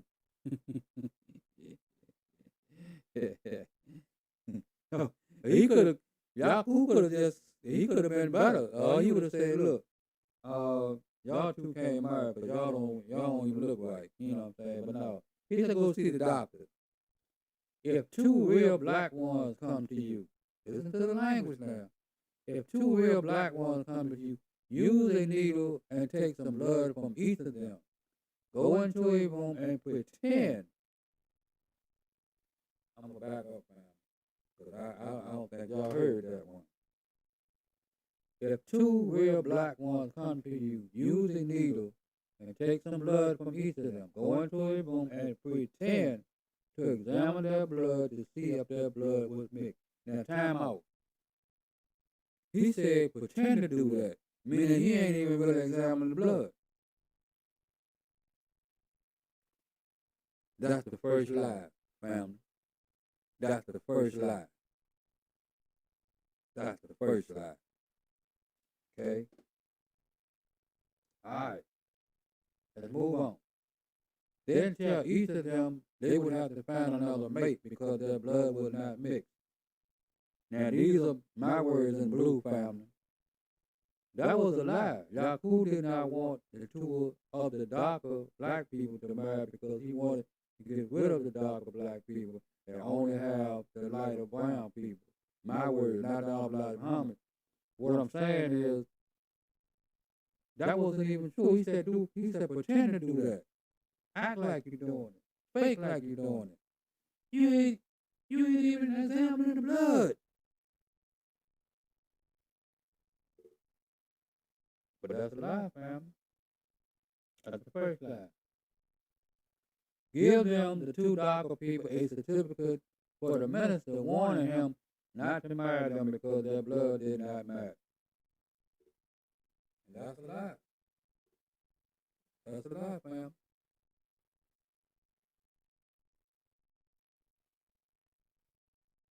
And here's the thing, fam. Here's the thing. Watch this now. This was used through the whole process of bringing the lighter of the brown of the black, and then the next light color of that, and then until they got to the white folks. A lot. Well, you come into existence, if you grow a child up in a household and all you tell that child is a bunch of lies, what's the child gonna do when they grow up? They'll be a liar. Pay attention, family, because it's gonna get deep. Give them, the two darker people, a certificate for the minister warning him not to marry them because their blood did not match. And all the minister had to do was look at the paperwork. If you didn't qualify, you didn't get married. Something like that.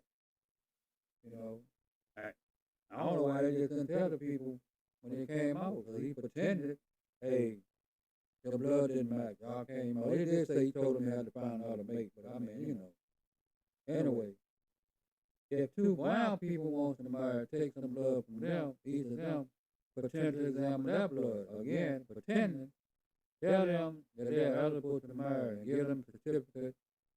Give them a certificate for the minister allowing them to be married.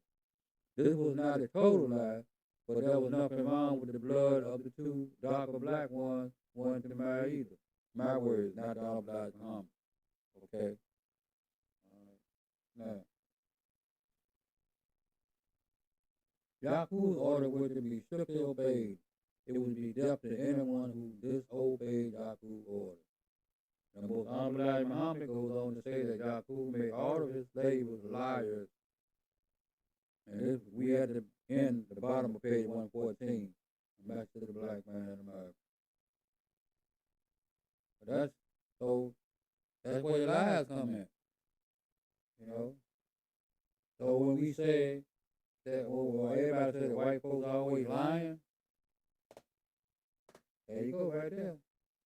The most honorable Elijah Muhammad continues on page 115, describing how even in modern times, the blood test trick is still used by the white man to keep the black man out of their white race.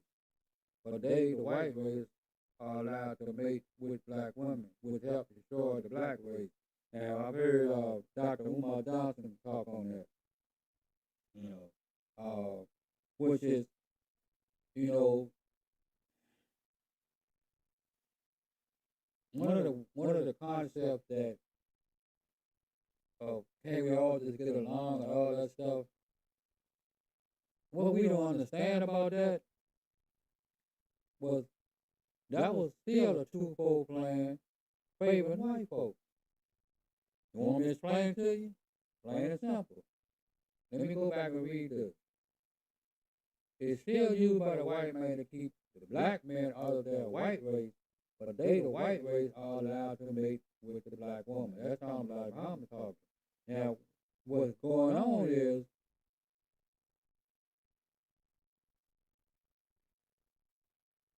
he's not forbidding a white man to mate with a black woman. He ain't forbidding that. But he forbids a black man to mate with a white woman, at least back in those days. Right? So what happens is the white man, he puts the seed in the black woman and lightens it up.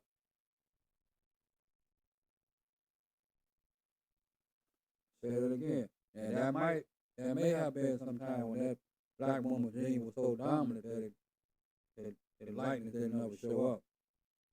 He might not have survived, just like he didn't survive in Yacub days. I don't know that family. I'm just saying my. But look,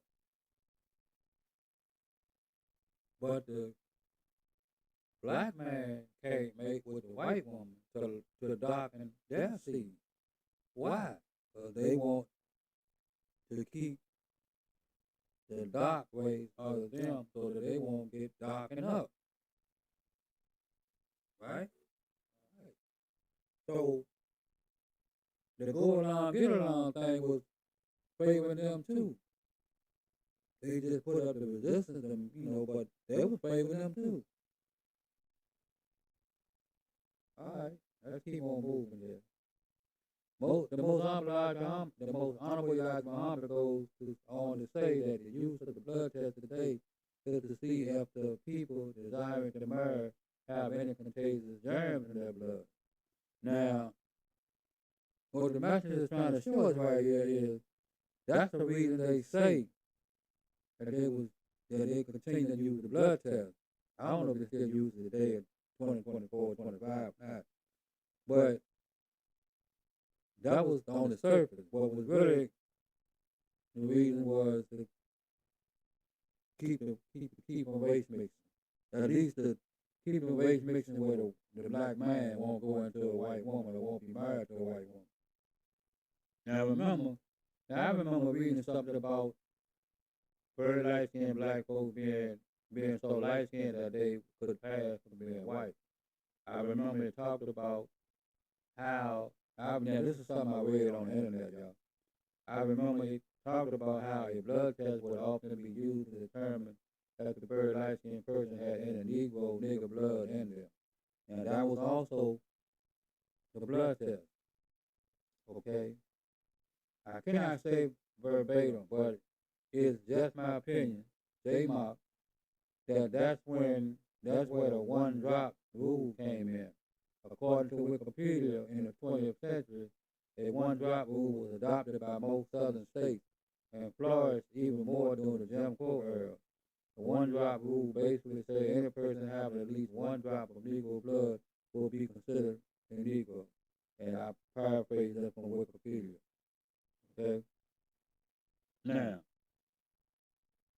again, just my opinion, that the blood test trick was used to help enforce the one drop rule, which was designed to keep anyone looking white with black blood from mating with and marrying someone white. Additionally, there was a time in America's history when black men were forbidden to even look at white women. Just remember Emmett Till. All right? Just remember Emmett Till. You know, so let's move on. The next of the labels that Yacub gave specific orders to was the minister. According to the most honorable Elijah Muhammad, Yacub gave orders to the minister not to marry anyone who the doctor had found that their blood was not mixable. The doctor would give each person wanting to marry a certificate, either approving or disapproving their ability to marry. Remember, it was all based on the lie because Yacub had ordered the doctor to pretend to check their blood, but not actually do it. In the middle of page 114, that's to the black man in America. And some of those are my words, not the most honorable Elijah Muhammad. Okay? I forgot to put them in blue. Basically, all the minister had to do was follow the orders given to him by the doctor. The minister's job, as I said, was the easiest to do. Not my words, not the honorable Elijah Muhammad. Okay? Next in the order of Yacub's specific orders was the nurses. Now remember I said the doctor was the beginning and the nursing was at the end. Actually, the cremator was at the end, but the nursing was at the end in a sense because she was the one that decided if the baby would live or die. She would be the one that decided if the baby even get to the cremator or not. So that's why I put her at the end of it. Cremator was the last person, you know. And then the wild beast too. As we move on, you'll see what I'm talking about. So, Elijah Muhammad, okay, next in order of Yacub's specific orders was the nurses. According to the most honorable Elijah Muhammad, the nurse was ordered to kill any black baby born to the mother, but also ordered to save any brown baby born to the mother. And like I said, that was up to her. Baby was born dark, she had to kill the baby, basically. If the baby was born brown, then the mother could have the baby. Okay? It was the nurse decision, not the mom's decision. If a mother bore a black baby, the nurse was ordered to kill the black baby by pricking the baby's head with a sharp needle as soon as the child's head is out of the mother. Page 115, Message of the Black Man in America. And I hear a lot of people in the conscious community today say, we still, they still pricking our head. Yeah, they killing us with a whole bunch of nonsense, you know. And some of it coming from my own people. But again, who was Yacub? He was with his own people. You see how that go full circle, fam? Yeah. All right. The most honorable Elijah Muhammad continues to say that if the mother was alert and watching the nurse would lie and fool the mother to get possession of the black child to murder it. The middle of page 115, message to the black man of America. Ah, boy. We moving right along, family. Thank you for being here. Hit the like and subscribe. The most honorable Elijah Muhammad continues by saying that the nurse would tell the mother that she had given birth to an angel child. That's right, I said angel child. Back in the time of Yacub. Ah, boy.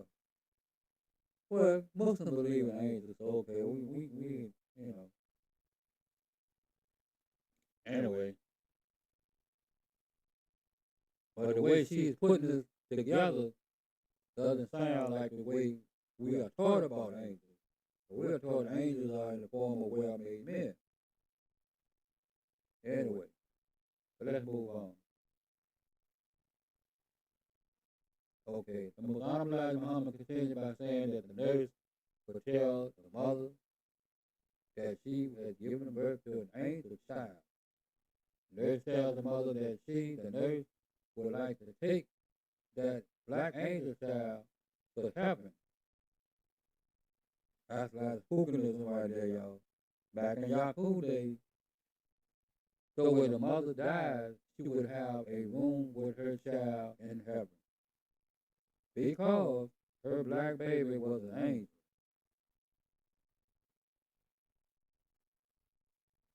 So as we see according to the Most Honorable Elijah Muhammad, this idea about going to heaven was a part of Yacub ideology during Yacub time. However, as weird as it might sound, it was also a lie. The nurse did not take the black baby to heaven. The nurse murdered the black baby as was ordered by Yacub. Now, I don't have that slide, but one of the things that the Honorable Elijah Muhammad said that those who disobeyed Yacub, they would face death. So if you didn't do what he say, you got whacked, Jack. Yeah. All right. Continuing on page 115 of the Message to the Black Man in America, the Most Honorable Elijah Muhammad says Yacub had taught the nurses to feed the black baby to wild beasts. And if there was no wild beast to feed the black baby to, the nurse was taught to take the black baby to the cremator to burn the black baby. So what do we have here, family? Sound like what it is now. So what do we have here, family? Shout out to Willie D and his podcast. I think he was formerly one of the Ghetto Boys. Okay. We have a situation where the nurses are taught that if a mother have a black child, that he must, if the mother is not alert, he must take a pin and prick the head of the child and kill it as soon as it come out. The nurses were taught by a black man named Yacub that if a mother have a black child, as soon as his head comes out of the womb, stick a needle in it and kill it.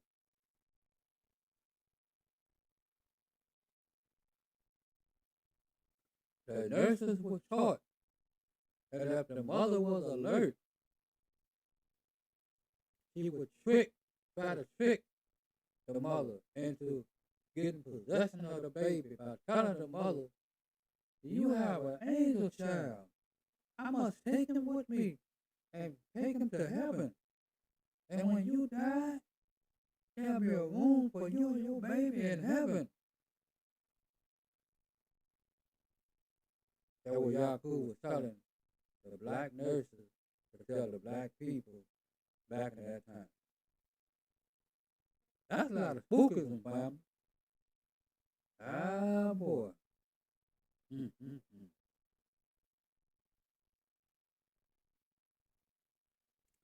See, now you're seeing that what you seeing white folks do, that didn't come from them. That came from Yacub. Because him bringing them into existence by lying and murdering his own black people, when they came into existence, they were brought into existence with lying and murdering in their mindset. And they have no love for anything that's darker than them. I almost could end this right here, family. I almost could end this right here. Yeah. So we can take Trump out of the office. We can put Ron DeSantis in the office. still will get the same thing.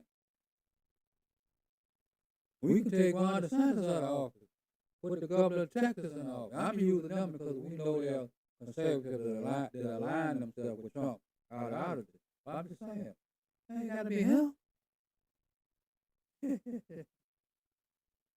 They won't give it all to brown people. They reversing what Yacub them said. They give it all to brown people first.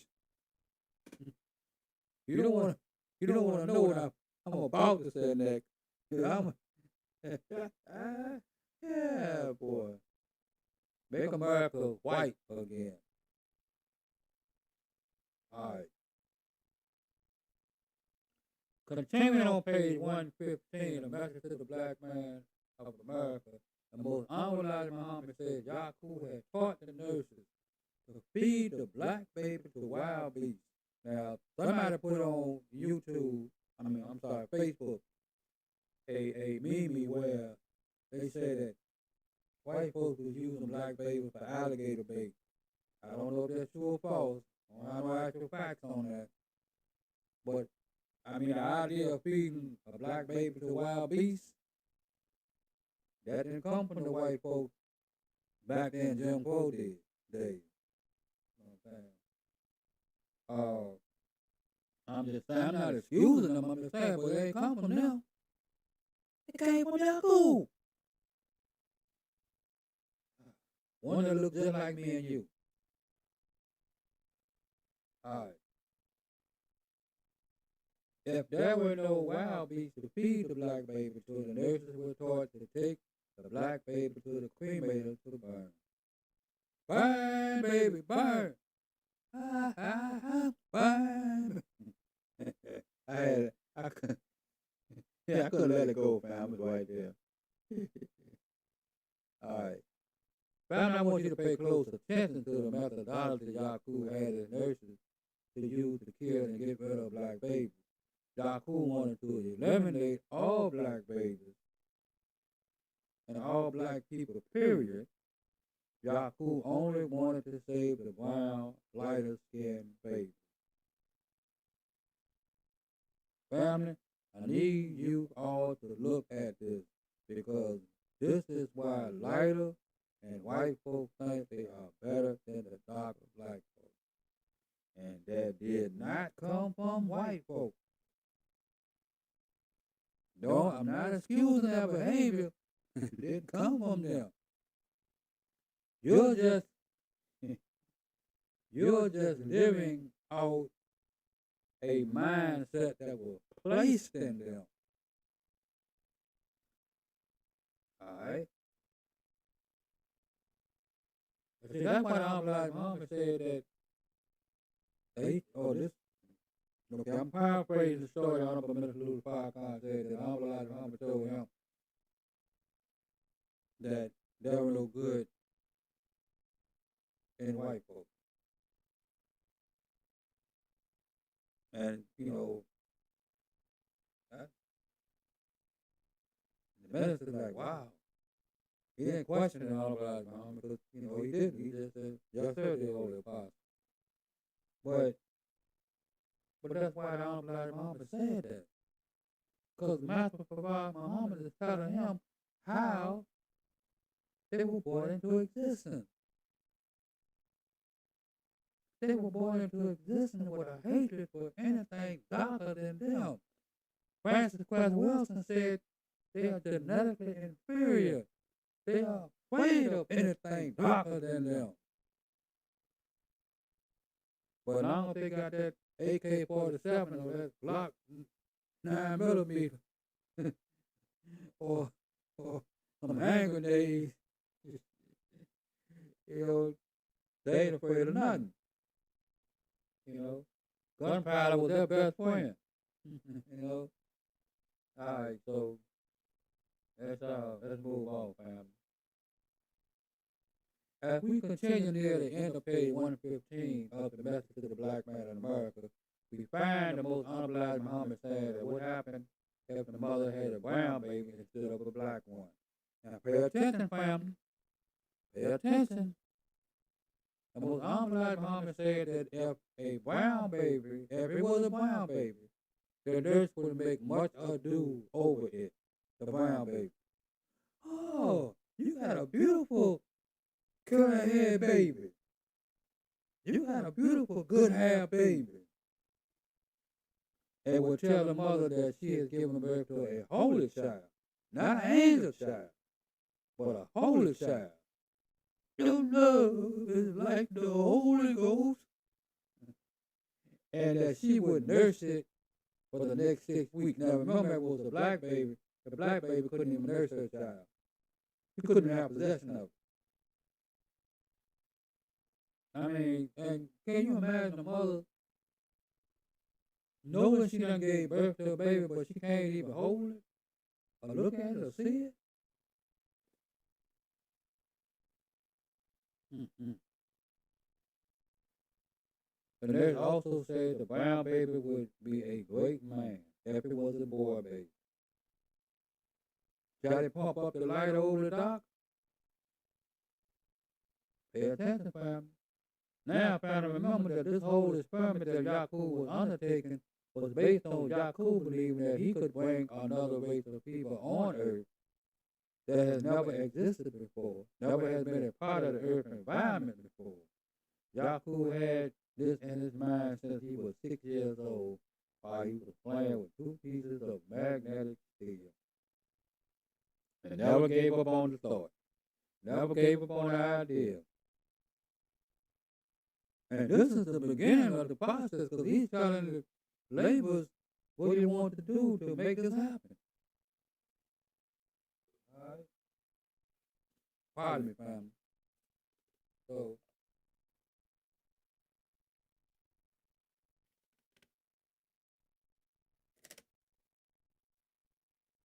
when Yacub began to teach his ideology, starting with Islam first, then adding that those who would follow him were promised luxury lives, and that he, Yacub, would have others doing work for them.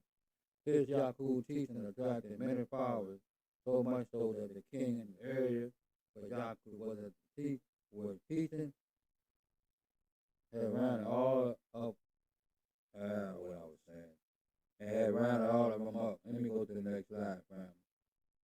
Yacub followers, okay, here we go. They numbered 59,999. I had this earlier on the slide, too. Because of the fear that Yacub was teaching, a fear of what Yacub was teaching, the king began locking up Yacub's followers, but the more the king locked up, the more popular the teaching became, to those of the population of the dissatisfied mindset. 30% dissatisfied. And Most Honorable Muhammad said that there is always 30% of the population that is going to be dissatisfied. And Yacub went to them 100%. It is within this dissatisfied group that anyone with a new teaching or idea can easily grab a hold to. It was those people within this group that Yacub found 59,999 people who were wanting to follow him. Those 59,999 people helped Yacub bring about that change in civilization that caused white folks to be brought into existence. My words, not the Most Honorable Elijah Muhammad, those are my words. According to the Most Honorable Elijah Muhammad, after the first 200 years of being under the direction of Yacub, he had successfully done away with all the black babies, and all the babies were brown. Now that's Elijah Muhammad's words mixed with my words in blue. Using the methodology of killing the darker black baby, but sparing the lighter brown baby over a period of 200 years, Yacub had eliminated all dark black babies from the 59,999 people whom he brought to the Isle of Peon Patmos with him. Now, think about that, family. Listen, family, listen. Out of the 59,999 people over a 200-year period, There were no more black people, just all brown people. All brown people. Following Yacub instructions. Now, let me say this. So the brown people, right, had no love for the darker people because they were taught by the nurses, by the ministers, by everybody else that they were no good, that they couldn't marry them, that the mother couldn't have a black baby, could only have a brown baby. Look at the mindset of how these people were programmed just to get the brown or the black. Now the same process goes for him eliminating the brown for the next lighter race. So the next lighter race don't have no love for the brown. And the brown don't have no love for the black, and neither one of them have love for the black. That's what you're dealing with what's happening now. That's why the Karens want to challenge the black man. That's why the male Karens want to challenge the black man. That's why when you get on the plane and the white man says, I want the seat, take your black ass to the back of the bus. That's where it comes from. And you can't blame Trump. The only thing Trump did was rattle the cage and wake them up. But it was already inside of them. Way before Trump was even born. Trump won't even, well, Trump may not have even been thought of. You know what I'm saying? The most honorable Elijah Muhammad continues on the bottom of page 115, message to the black man in America, that after another 200 years, he, Yacub, I put that in there, had all yellow or red babies. Now the yellow or red babies had no love for the brown babies, which was 400 years after being on P-line. As we move on to the top of page 116, from the bottom of page 115, the most honorable Elijah Muhammad continues to say, another 200 years will bring us to the 600 year. Mr. Yacub had all pale white race on of people on the aisle. So, okay, well, let's go back, family. So Elijah Muhammad says, after another 200 years, he, Yacub, had all yellow or red babies. So it wasn't no more brown babies. They got rid of all the brown babies. And all these red and yellow babies that are present in that time period, they don't have no love for the brown. And Elijah Muhammad continues to say, okay, in the bottom of page 115, the most honorable Elijah Muhammad continues to say, I say another 200 years, which brings us to the 600th year. Mr. Yacub had an all pale white race of people on the aisle. So by that time, there was no more black, there was no more brown, there was no more red, there was no more yellow, only white. Now, all those races have no love for the black. That's why all of them conspire against you, right?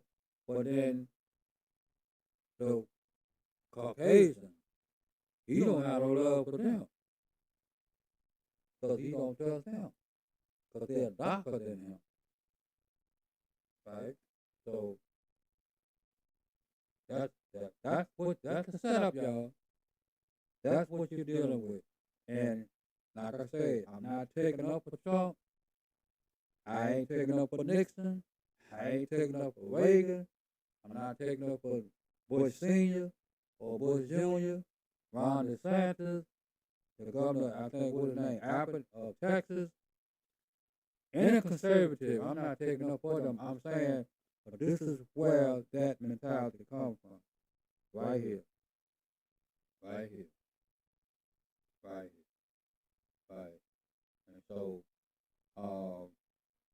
And let me say this, fam. Even though I'm, directing this at the conservatives, don't get caught up in love with the liberals either. Because Malcolm said the liberals ain't our best friend. And what he meant was the liberals are all right with you until they see you passing them. Right? So the liberals don't mind if a black person lives next door to them. Well, I ain't gonna say that. They might not want you to live, might not want you to live directly next door. But they don't mind you living in a neighborhood, right? But let's just use, for example, that in the neighborhood that they're in, so the liberals got $100,000 house, right? But there's a house for sale that's $250,000, and a black person get that house. Some liberals ain't gonna be happy about that. They gonna be, oh, some more niggas moving in the neighborhood. Hope they well behaved, da da da. But in their mindset, it's damn. I had them niggas get that $250,000 from. Must be drug dealers. Must be selling cocaine. Must be a cartel. Yeah, that's the liberal. See, the conservatives, they play the race card hard, but that's because they don't, they ain't hiding the fact that they don't like you. But the liberals, man, they two-faced. Long as you behind them, walking one step behind them, you good. So you try to pass them and try to supersede them, try to have more money than them, or do wisely with the money that you got, or get, they got a problem with you, son. Got a problem with you. All right, so let's keep it moving. I'm like Muhammad continues saying that Yacub told his followers before dying that when you become unlike white, you may return to the Holy Land and the people from whom you were exiled. Now, remember I told you pay attention to that? Remember he said, I wish I knew what slide it was. I could go back to it. I might have it on my next slide. I don't want to mess up what I'm doing. Anyway, he said, if you would make me your king and follow me, I would teach you to go back to them and rule them. That's what he was talking about right here before he was dying. He told them that when you become unlike white, you may return to the Holy Land, and the people that exiled you, you may rule them. Y'all cool, man. Man, he won't let this vision go, man. He was very I can't think of the word. He was very focused on making this dream happen. And it wasn't a dream. See, that's one thing about it. It wasn't even a dream to him. So once he looked in that microscope and saw what he saw, it was about bringing it into fruition. It wasn't no dream. You know what I'm saying? You might call it an experiment since it was based on science, but he believed that it could be accomplished. This is a reference what Yacub told his followers that they were leaving Mecca on the ship, leaving for the Isle of Pilan for Patmos. When they arrived at the island of Pilan Patmos, Mr. Yacub said to them, see how they, the holy people, have cast you out, and if you choose me to be your king, I will teach you how to go back and rule them all. That's what he said when he was dying. So when you become unlike, you may return to the Holy Land, and the people who exiled you, you may rule them. That's what he was saying. All right, we keep on moving. Okay, family. So as I begin to bring this presentation to a close, I would like to share with you some excerpts from the pages of the Message to the Black Man in America directly, as the most honorable Elijah Muhammad began to summarize some of the history of Yacub and his made man before he started to teach about the white man's history after returning to the Holy City of America. And I did this because I didn't want to paraphrase. I wanted you to get the actual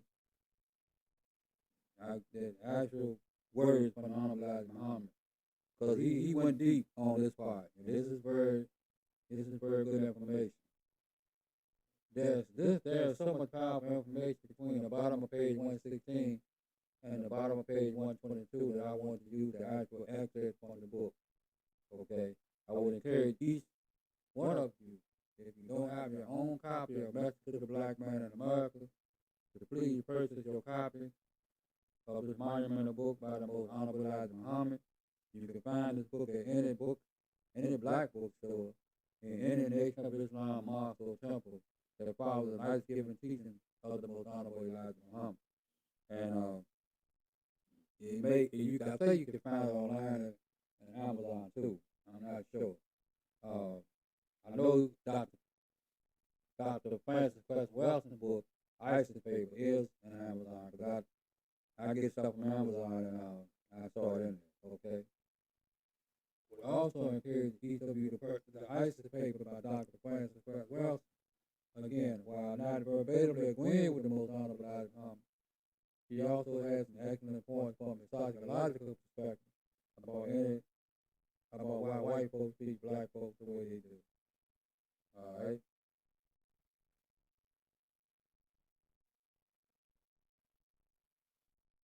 I'm coming up on 9 o'clock, and I'm hoping I finish by 10 or 10:30. Thank you for your patience. Thank you for being here, family. Hey, hit the like and subscribe if you like what you hear. I'm gonna have to edit this, and then I'm gonna post it, and you'll see it. Now, the next few slides will be of actual excerpts from pages of the Message of the Black in America.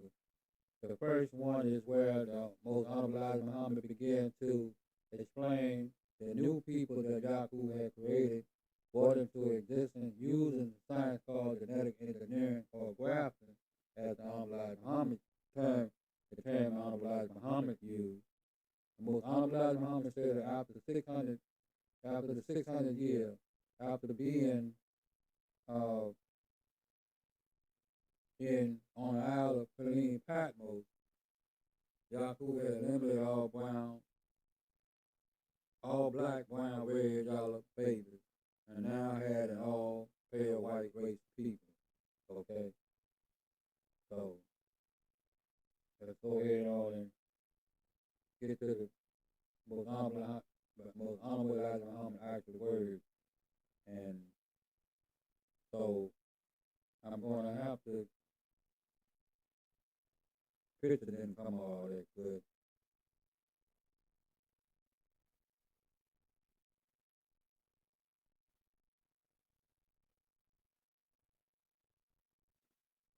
The Yacub made devils were really pale white with really blue eyes, which we think are the ugliest colors for a human eye. They were called Caucasian, which means, according to some of the Arab scholars, one whose evil effect is not confined to oneself alone, but affects others. There was no good taught to them. And that's why the Honorable Muhammad said there was no good in them. There was no good taught to them while on the island. By teaching the nurses to kill the black baby and save the brown baby, so as to graft the white out of it, lying to the black mother of the baby. This lie was born into the very nature of the white baby, and the murder of the black people also born in them, or made by nature a liar and a murderer. Now these are the words. This is a photograph of the actual. I ain't bringing the book up here with me. Of the actual book, Message of the Black Man in America. This is an actual excerpt from the actual book. All right. And this is the Messenger's words. And none of my words in this one. And that's why he said there was no good in him. Because Master Muhammad taught him that the process of Yacub bringing them into existence, it was all about lies and murder. So you bring into existence a liar and a murderer.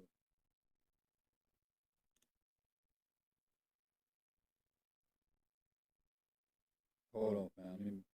Yeah, just my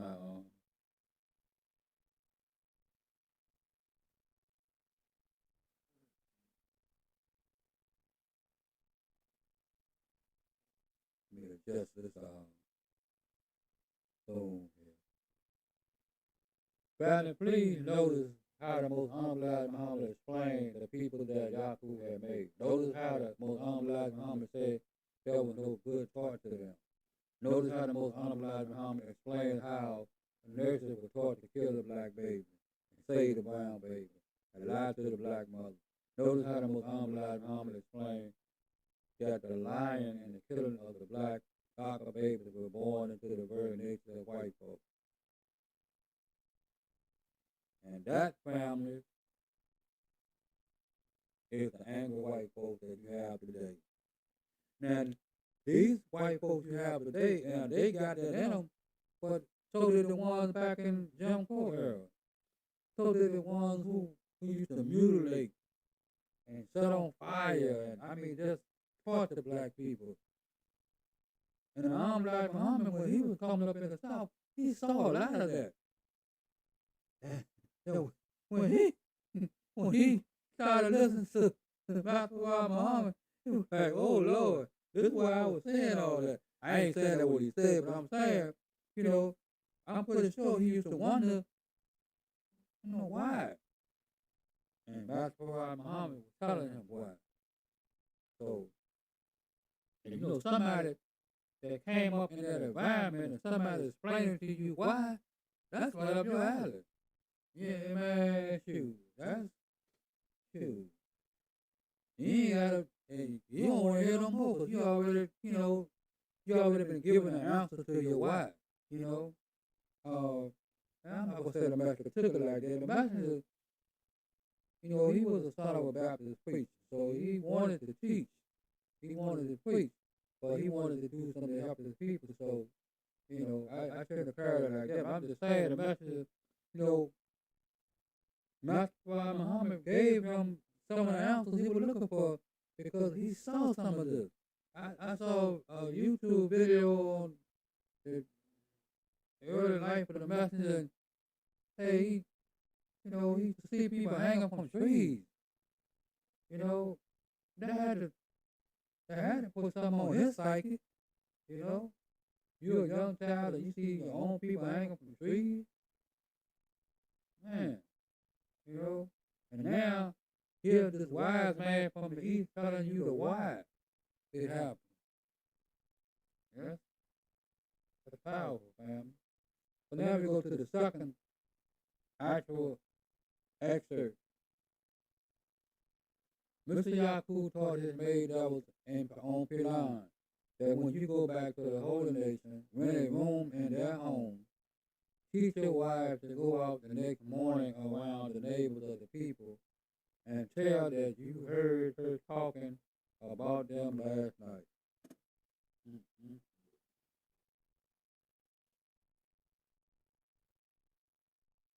Which is a lie, family. Let me say that one more time. Mr. Yacub taught his devils on Pilan that when you go back to the holy black nation, rent a room in their home, teach your wives, your white wives, to go out the next morning around the neighbors of the people and tell that you heard her talking about them last night.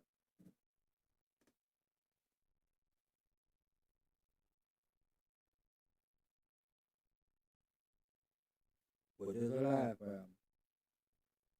All right. So the bottom of the page it says, when you have gotten them fighting and killing each other,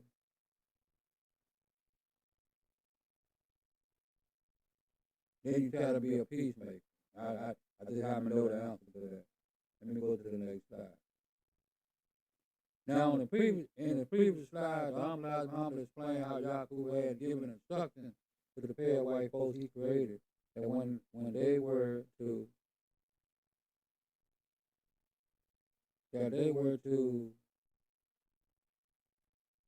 after had that's my that's my messed up grammar, y'all. Okay, so when they returned to the holy city of Mecca, how they were given instructions to rent rooms from the original black people, then teach their wives to go and mingle with the neighbors, and then tell them that they heard them talking about them late last night. Then after you have gotten them to fighting, ask them to allow you to step to help settle the differences to restore the peace. So now, check out the playbook now. You go back and you rent a room for these people, right?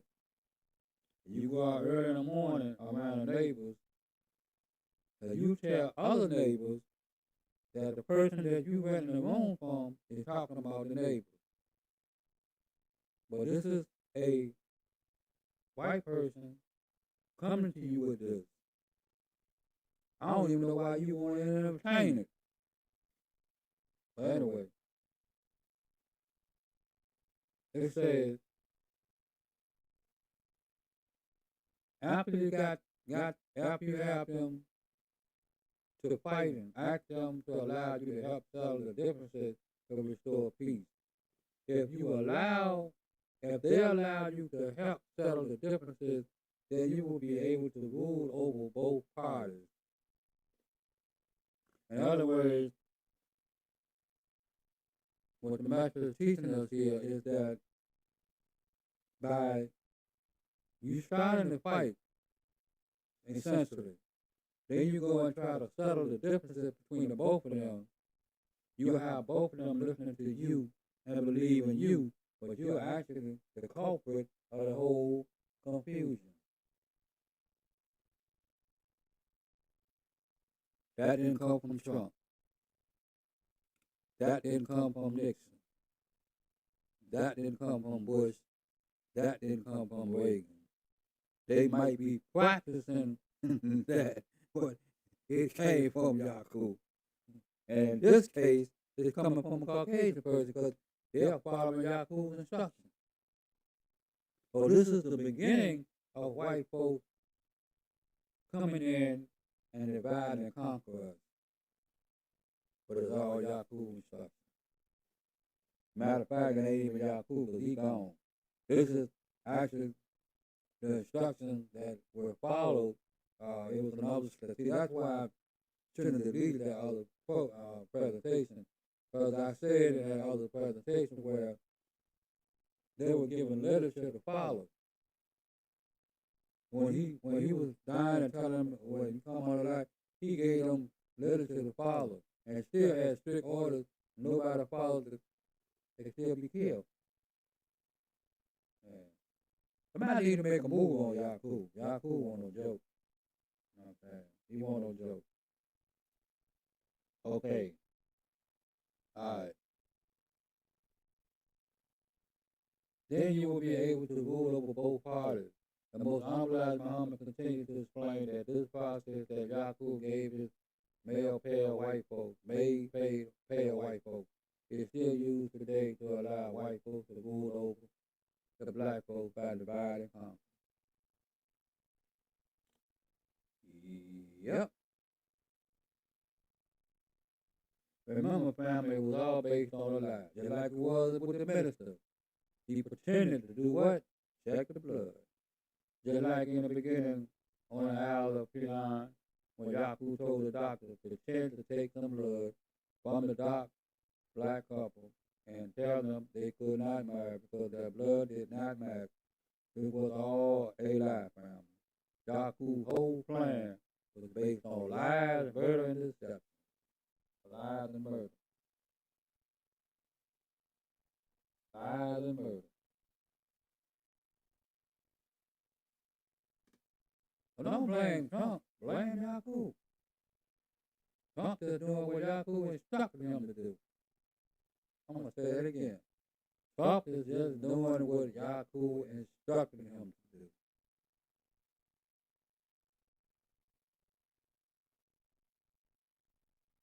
All I'm saying all that to say this, family, that the pale white man that Yacub created was created based on lies and murder. The instruction given to Yacub of how to rule over the black people like he had promised his uncle he would do when he was just 6 years old. It's all based on lies, nothing but lies. This is why white folks will tell a lie before telling the truth. And that's why. What they say, uh, nothing but a liar from the start, and the truth ain't in you. The truth ain't in you, you know. And they only gonna tell the truth when it favors them. But any other time, yeah. So I'm just telling y'all, family, that y'all, and let me say this right quick, cause I'm into y'all. I'm into y'all. I ain't different from y'all. I'm into y'all. But this whole mess that's going on with Trump, Trump is just being a catalyst to push this thing to the push that envelope to the edge of the table. That's all. You know what I'm saying? But Yacub began this way back yonder to push this thing to the edge of the table. You know what I'm saying? Trump is saying make America white again because in their mindset, this was founded by white people for white people, by white people. You know what I'm saying? So they want to take it back to their point, But hey, that's what Yacub was trying to do. Bring a nation of white folks in existence to rule over the black nation. Trump is trying to follow the instructions of Yacub. That's all he's doing. Is it good? Well, it's not too good. But that's all he's doing. I'm not taking a form. I'm just putting it out there, fam. All he's doing the mission of Yacub. Yeah. All right, fam. So this is another page of Message of the Black Man. I gotta go ahead and fumble with it. See if y'all can read it. I can't even read that.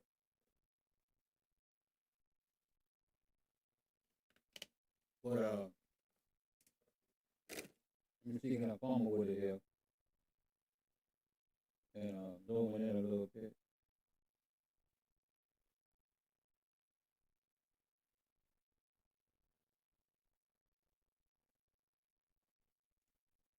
All right, so let's do it this way, family.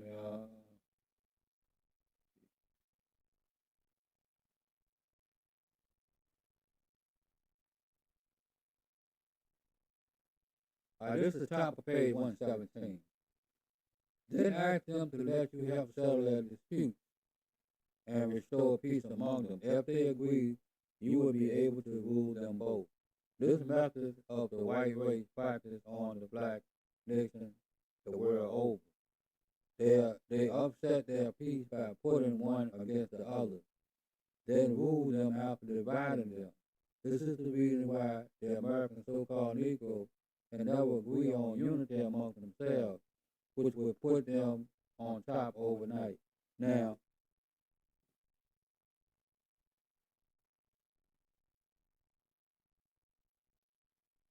I understand we've been through a lot of trauma, right?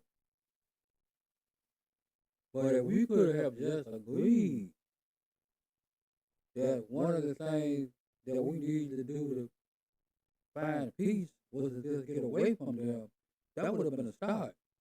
But we couldn't agree on that. Some of us didn't want to go back to Africa. Some of us wanted to go back to Africa.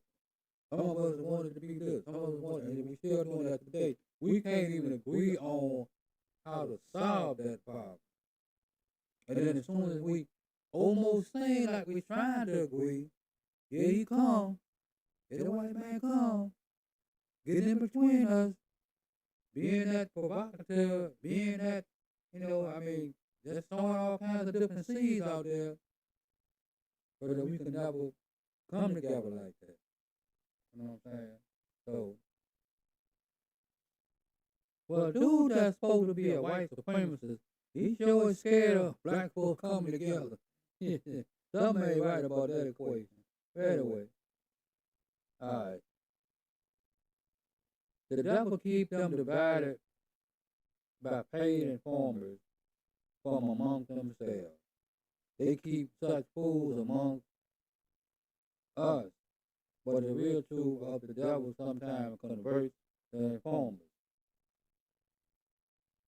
and bring them over to us as true believers. We don't bother about killing them and I'm not teaching that which I want, as I'm not teaching that which I want to be kept secret. Now, what the message is saying about killing them, and Freemasonry, they have a saying that if you reveal the truth, you're supposed to get your head cut off. So the message saying I'm not teaching Masonry. Matter of fact, the master always said what he was teaching was better than Masonry. And the honorable prophet told you all these at the same time. Okay. Um, but that which the world has not known and should know. All right.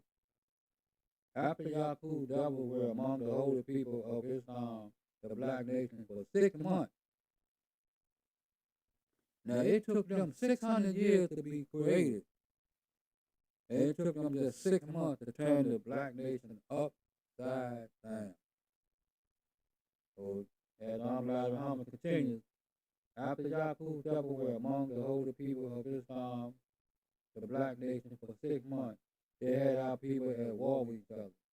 The holy people were unable to understand just why they could not get along in peace with each other until they took the matter to the king. The king. King always supposed to be the wise man, the one with the answer. King told the holy people of the black nation that the trouble they were having was caused by the white devils in their midst. And they were calling them white devils back then. I mean, they were calling them what they were, you know.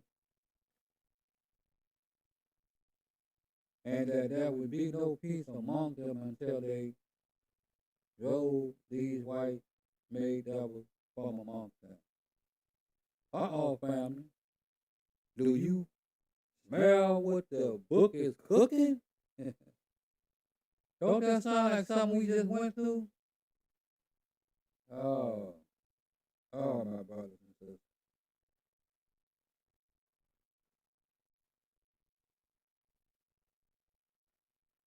Thinking I find it.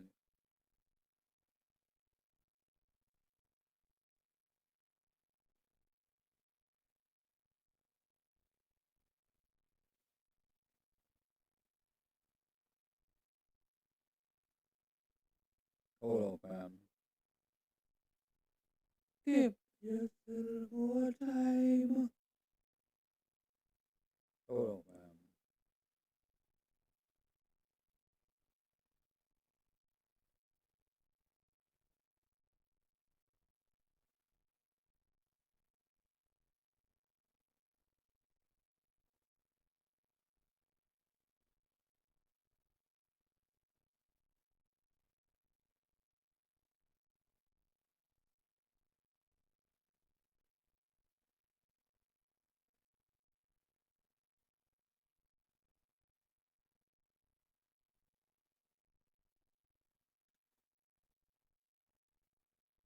All right, family, here we go. And this is back when Yacub was still in the holy city of Mecca, and he was causing all the trouble. All his jails were full, and he was causing so much trouble that the king was afraid of him, and they wanted to make an agreement. So, if you would give me and my followers everything we need to start a civilization that you have, furnish it with money and other necessities of life for at least 20 years, I will take my followers and we will go away from you. That's Yacub saying, in order for to bring the peace back, I'll leave y'all. I go, me and my father, we go our way, you stay here, you can have your peace back. That's basically what that amounts to, right? All right, okay. All right.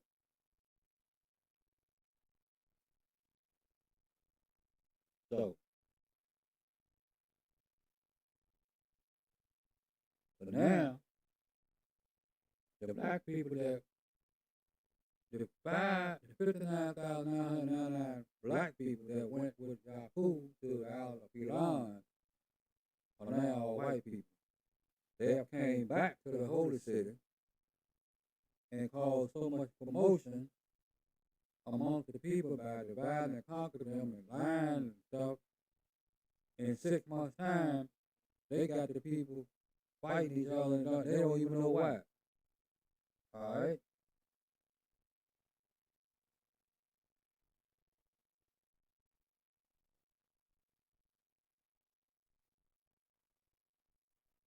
All right. So the king told the holy people of the black nation that the trouble they were having was caused by the white devils in their midst, and that there would be no peace among them again until they drove these white made devils from amongst them. Sound familiar? So let me give you a little context, family. Yacub made a deal with the king to be exiled from the holy city to go make his made man to go create his white devil. So he was exiled and driven out, so to speak, now, right?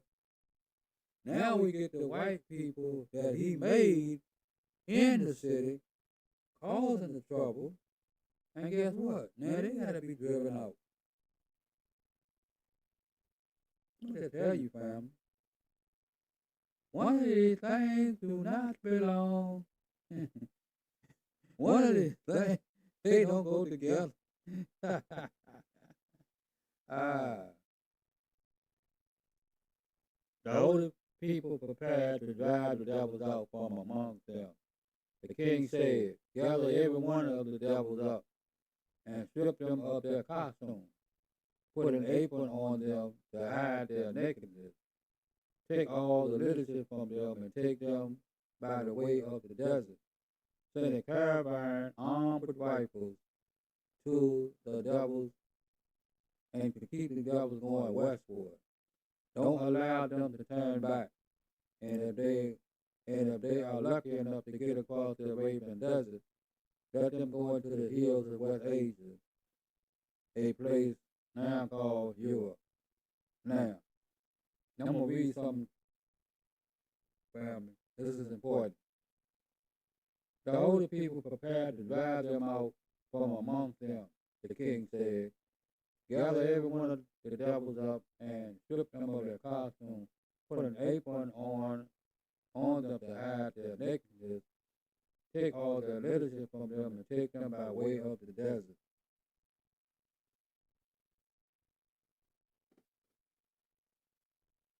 Among some other parts of the Masonic ideology, this is what it meant when his brothers be saying, I crossed the Egypt sand. I crossed the desert sand. Most of them say I crossed Egypt sand.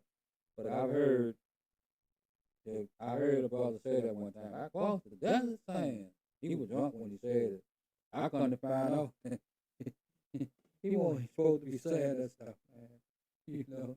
But anyway, so when you initiate to the, you come in as an entered apprentice, right? And so they take all your clothes except for except for a short. I think they put on shorts now. I don't know how it used to be because they might used to just put the apron on. You know what I'm saying? And they take all everything from you except for the apron, and then they put the table toe, you know, on your neck.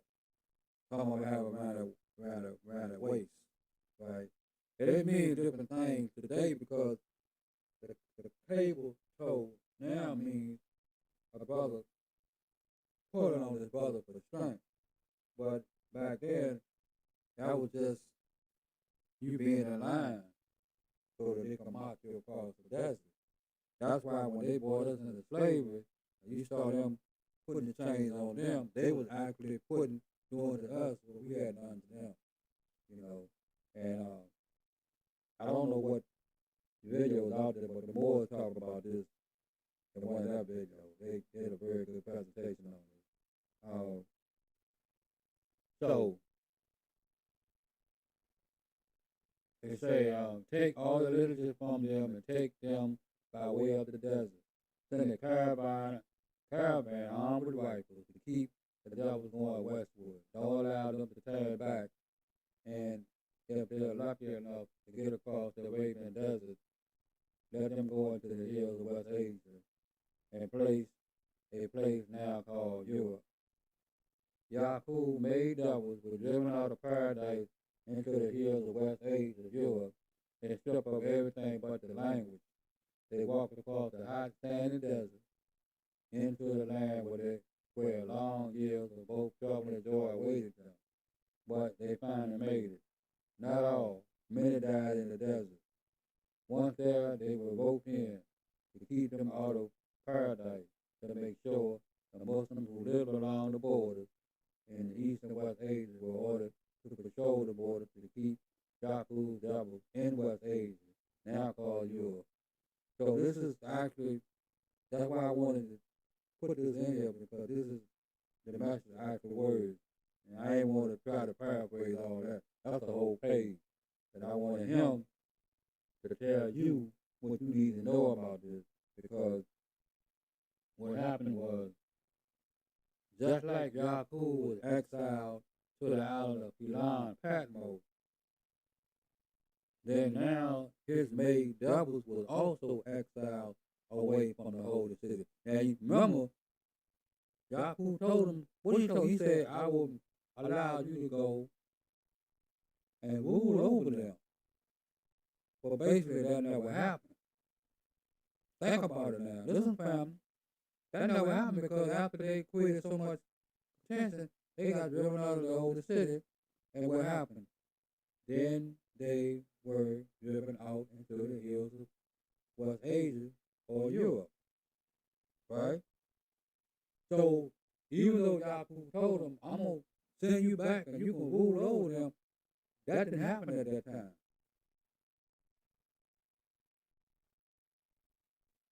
I want you to listen, family. That didn't happen at the time because they were driven out. Okay. But just hold on to that, family, because let me get my page right again.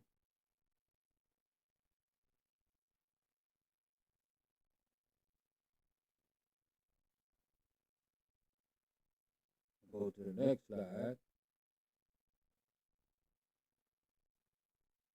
On page 117, the message of the message of the black man in America, the most humble Elijah Muhammad continues to explain that after Yacub made pale white man and woman were amongst the original people, black people for only 6 months. Just 6 months, family. The original people were at war with each other.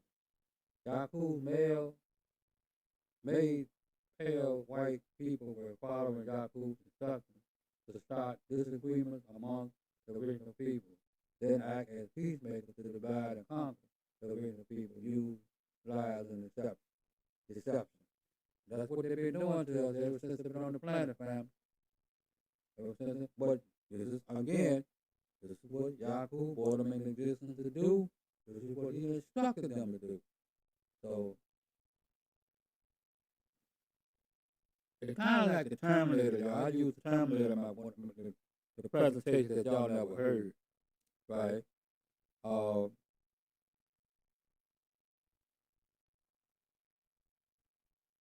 uh,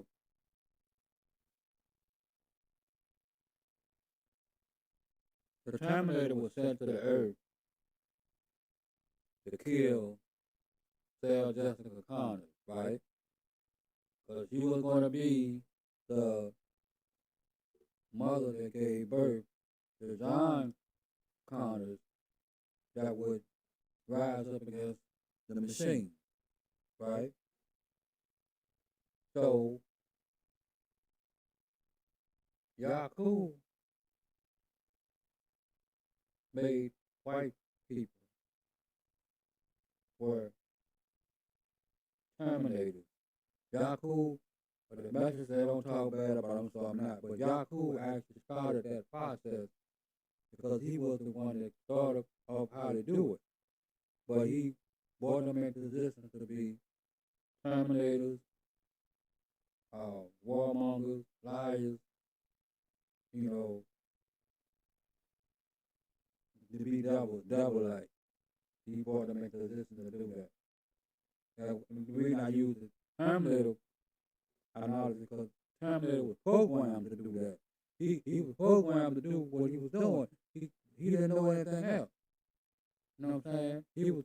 That was a program in his. He was a machine, so he was programmed to carry out that assassination. Okay. The original black people could not understand why all of a sudden they were at war with each other and not at peace with each other as it had been in the past. Because the original people really could not understand what was happening and why they decided to consult the king. After explaining what was happening to the king told them that it was the pale white man woman that had come to live amongst them, causing all their trouble. All right. So keep on going. Now, fam, I want you to pay close attention to the last part of this presentation because the nuts and bolts of the presentation is at hand. Notice that the most honorable Muhammad said that these unlike pale white people that Yacub had created to rule and destroy the original black people were only amongst the original people for 6 months. Yet in that short period of time, using the instructions that Yacub had given them, they had the original black nation at war with each other, fighting and killing each other. Think about that, fam. It took Yacub 600 years to bring these people into existence. Yet in 6 months time, in 6 months time, they had the original black people in total disarray. So much so that they had to consult the king to understand what was going on amongst their people that was not going on before.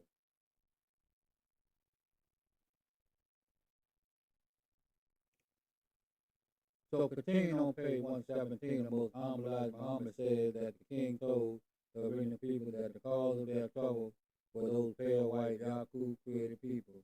Those are my words. Those pale white Yacub created people who had come to live amongst them.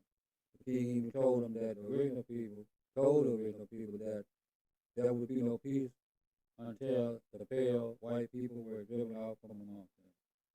Now, family, I want you to pay attention to the direction this is going, because the king and the original people now realize that in order for the retained peace, that the people that Yacub had created had to be driven out from amongst the original people.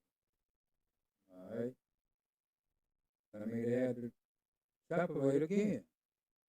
But they were instructed to go there to do what? Cause the commotion and the chaos. That's what they were instructed to do. That's why I'm saying the Terminator was programmed to do that. Family, the point I'm making here is this. The very people Yacub was born, the very people Yacub was born to more than 600 years before this time, the original black nation people, are the very people which Yacub pale white made people are causing trouble with now.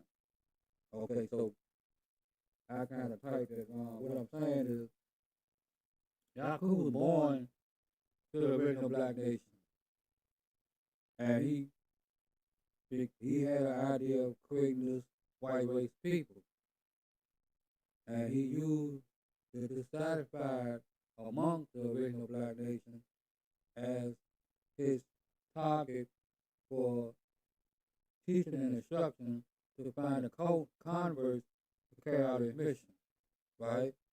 So now he has completed the mission. He made the white people, right? But now these white people that he made, from the 59,999 people that he took to Elon, they are now back in the Holy Land, making trouble, causing confusion. And now the people is realizing they have to again drive them out. So just like they drove Yacub out, now they got to drive Yacub made man out. Okay? Now, it was amongst these same original people that Yacub himself was exiled away from because of his strange teaching and philosophy, which caused confusion and unrest. He was then exiled on the island of Pelon Patmos with 59,999 black and brown original people. It was from these 59,000 exiled 59,999 original people that that these pale white people were created from and are now again causing trouble amongst the original black nation again. Now the original people will once again need to exile Yacub created after a white and woman away from them. So you see, this is going over and over and over. You know what I'm saying? All right, all right. So the original people, in order to return to a peaceful living, Yacub was all about changing civilization and breaking peace, and that he did. Yep. And go back to my.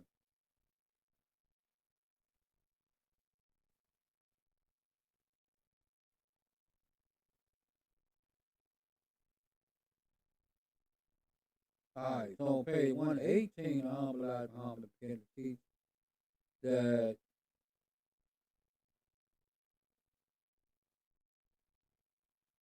Hold on, let me see. Because I'm gonna start at the second paragraph. The soldiers patrolled the border armed with swords to prevent the devil from crossing. This went on for 2,000 years after that time. This went on for 2,000 years after that time. Moses was born, the man whom Allah would send to these exiled devils to bring them again into the light of civilization.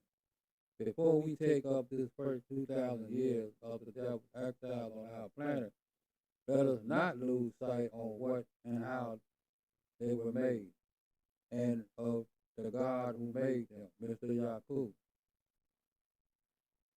Since we learned that Mr. Yacub was the original man, black, the ignorant of our people would say, if Mr. Yacub was a black man and the father of the devils, then he was the devil. Here's what the master told us, don't get into that yet, right? So the Most Honorable Muhammad say, that's like saying a horse is much like is as much of a mule as a mule, or the orange or lemon is as much as a grapefruit as a grapefruit, because the grapefruit is grafted from the orange and the lemon. They are not alike because the grafted is no longer the original. And you, to a small degree, here's what the Honorable Elijah Muhammad is saying. I'm saying we not saying a small degree because I didn't catch it at first. But Yacub never was one of the people that were grafted. He was always an instructor. So he left an original man and he died an original man. So he was never part of that. It was the people that followed him that carried out his mission. So if you look at it in that sense, he never went through the process. He just gave the orders. Okay? All right? So that's what the Honorable Elijah Muhammad said, that, he's not a devil because he didn't go through the process. He might have the mind of creating a devil, but he wasn't a devil himself. He was still an original black person. He just had negative, I would say he had negative thoughts, but the messenger said, don't lambaste them. You know what I'm saying? Learn from him what he did, the mentality of how he put into what he was doing, and learn from that, So just as we have learned, or brother are learning from the divine revelation of our enemies, the devil answers. We are learning the truth which has been kept a secret for 6,000 years concerning the white race who have deceived us. We learn what is meant by the Bible symbolic teaching that they were made from dust. This only tends to convey the idea that they were created from nothing, which means the low and humble origins of such creation. And remember, they was made from our weaker self. That's what the master mean when it said they were made from our weaker self. Again, we learn from the Bible, Genesis 1:26, is referring to and saying, let us make man. This us was the 59,999 black men and women making or grafting them out of their likeness or image into the original man. Just like when we went and said, uh, and I had it in my other presentation where Yacub and his uncle was talking. And he said, I want to make me a people that rule you. He said, well, what you gonna do? You gonna create blood, mixture from bloodshed. He said, nevertheless, uncle, I know what you know not. And Elijah Muhammad said that same conversation that was in the Quran, that's what that is. That's when Allah was talking to the angels about making a ruler on the earth, that was Yacub talking to his uncle. And of course, the pale Arabs don't agree with that, but you know,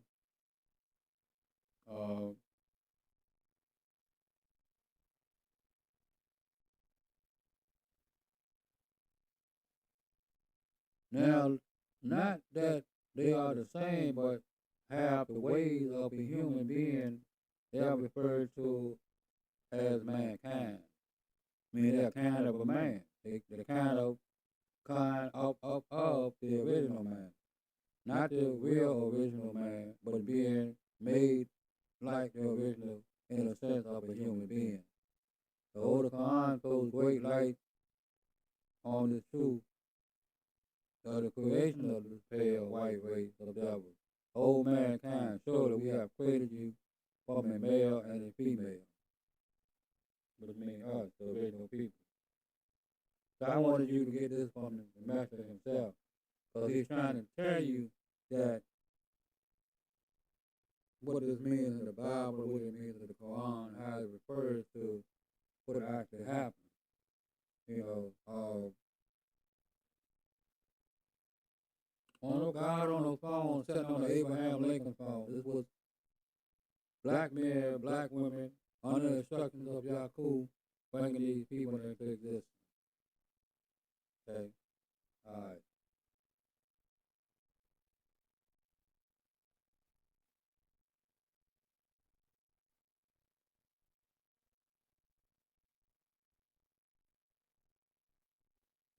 All right, family. So let me see how many more slides I got here.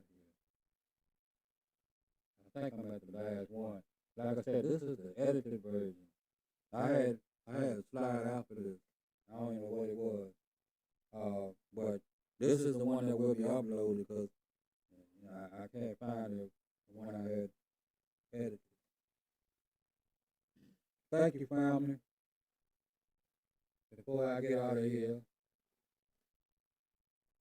9:35. So I made good time. Okay, so family, this was my whole reason for putting this presentation together. I wanted to use the most unbelievable Muhammad teachings from his book, Message to the Black Man in America, to explain that if white folks are tired of black folks in America, why is it so? And while Donald Trump is somewhat of a catalyst, that Trump alone cannot be to blame for white folks' hatred towards black folks in 23, 24, going on 25. Now, when I first did this, it was the end of 23, and I've been working on sound and volume and everything else except then. So, anyway, so this is actually the finishing product of this. And like I said, this was the edited version of the edited version. Okay. All right. So, what I'm saying. So let me go back. Why is it so? And while Donald Trump is somewhat of a catalyst, that Trump alone cannot be to blame for white folks' hatred towards black folks in 23, 24, going into 25. Trump just happened to bring out of the white folks what's already in them. I tell people that when I talk to, people that we on the same page with the pro-black ideology, I tell them Trump just bring other people what was already in them. You know what I'm saying? You know, and that was put in by who? Not Reagan, not Nixon, not George Wallace, not the Ku Klux Klan per se, but Yacub, you know.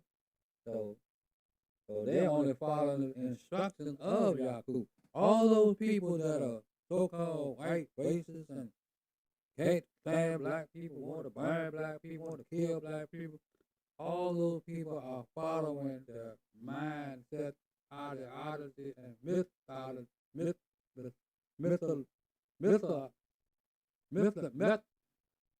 methodology of Yacub. That's what they're doing. Methodology, yeah, I'm sorry. Methodology of Yacub. All right. So, and in truth, if Kamala Harris were to win, that might bring out more of the hatred that's in white folks. And unfortunately, this is something that started around 8,400 years ago when a wise scientist would be born to bring about that change in civilization. His name would be Yacub. He would bring into existence a new people never before found on the planet. These new people would be white folks, popularly called Caucasians. They were brought into existence primarily to rule over black folks. It is the methodology used by Yacub to bring these white folks into existence that causes white folks to want to always rule over, have fear of, hate, and want to kill black folks. Plain and simple. Plain and simple. Plain and simple. And I'm telling you, family, if you understand us in that manner, then you would know what you're really dealing with. Think about it. When Master Prophet Muhammad told the most honorable Elijah Muhammad why he was seeing what he was seeing, why what was happening, I mean, he taught him a lot of other things. Don't get me wrong, I'm saying, but when he told him that, can you imagine how somewhat at ease John Elijah Muhammad was? You know? And when you find out the why about what's going down, then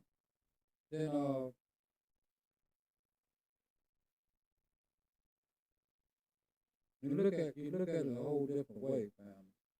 A whole different way. Hold on, family. All right, so this is my last slide, family.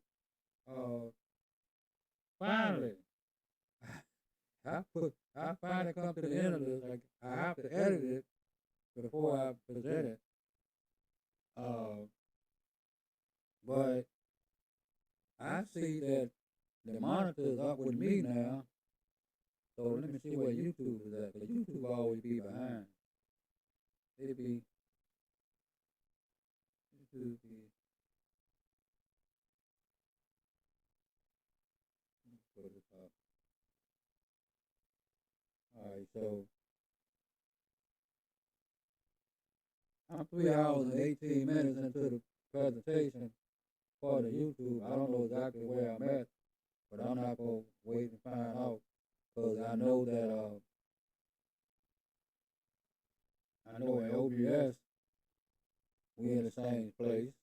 So I'm going back to this, and what I do is when I get ready to end it, I'll let it go for a few minutes so it can play itself out like I did on like the last one I did to test my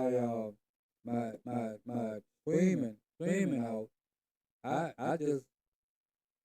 edited it before I publish it. So what you see in the final product is not what, because I had to let it run for a few minutes. You know what I'm saying? So hey, it is what it is. but it's not lagging that long because I'm watching the monitor, and the monitor be keeping up with me right decent. Like before I had issues with the lag, that's how it was. I could do a presentation on it with this daggone PowerPoint, and it would take me through the whole presentation, and I come right to the end of it, like right when I'm supposed to be. And when I end it, and I go and look at the end of it, the whole presentation will be on there.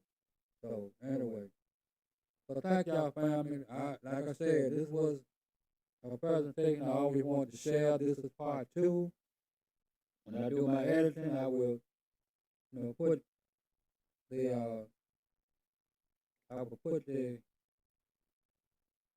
I got to think now because somebody it was something I was supposed to put in the comment section and in the description too. Well, I know it's going to be part one, the link to part one, so you can check both of them out whenever you choose. Uh, uh, I might even change the title to part one and make this part two, so they'll follow each other. They'll be in the playlist of our white folks tired of black folks in America.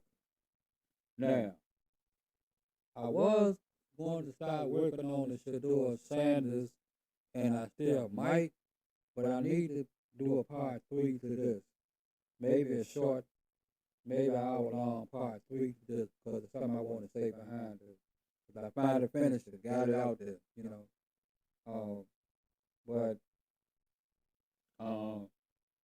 yeah, family, and like, I think I saw a video on Dr. Rashad Richard. No, this was actually on YouTube. As a matter of fact, I need to make sure that this young lady got the information she needs. According to the narrative, police rolled up on a young black youth who was wearing a ski mask. According to the narrative, he's the one that called the police because he said somebody stole something from him. So when they rolled up on him, they thinking that he's the person that did the stealing. And it goes crazy because they don't believe that he's not the person because he got the ski mask on. So they just all over. Jump on the guy, beat the guy up, tase him. I think they were trying to kill him. Because a lot of people were out there and they were confronting him. They were trying not to interfere, but they were confronting him. And so I think at that point they wanted to kill him because they know it's going to be a lawsuit. Because once they found out that the guy was not the person they were looking for, they already got the wrong person. The fact that he had on a ski mask didn't help. And, if he hasn't even gotten it yet. So I got to make sure he get it or understand what's happening. So, because I sent him stuff like that when I found out about it. So anyway, but all that's Yacub. Because every time that a white police shoots a black man, I'm going to repeat that. Every time that a white police shoots a black man, if his life is not an immediate thing, that's an assassination or a killing. And that's their instructions from Yacub to kill the black man. Right?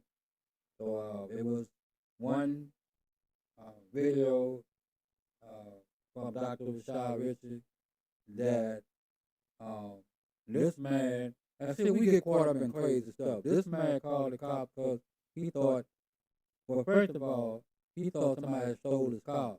His car got towed from where it was normally parked there. He thought somebody had stole it, so he went and got a gun. And I guess he was trying to find whoever might have stole his car. So then he also called the police. But when he called the police, the sheriff came, and the sheriff, he called the regular police. And people are wondering why he didn't try to handle it.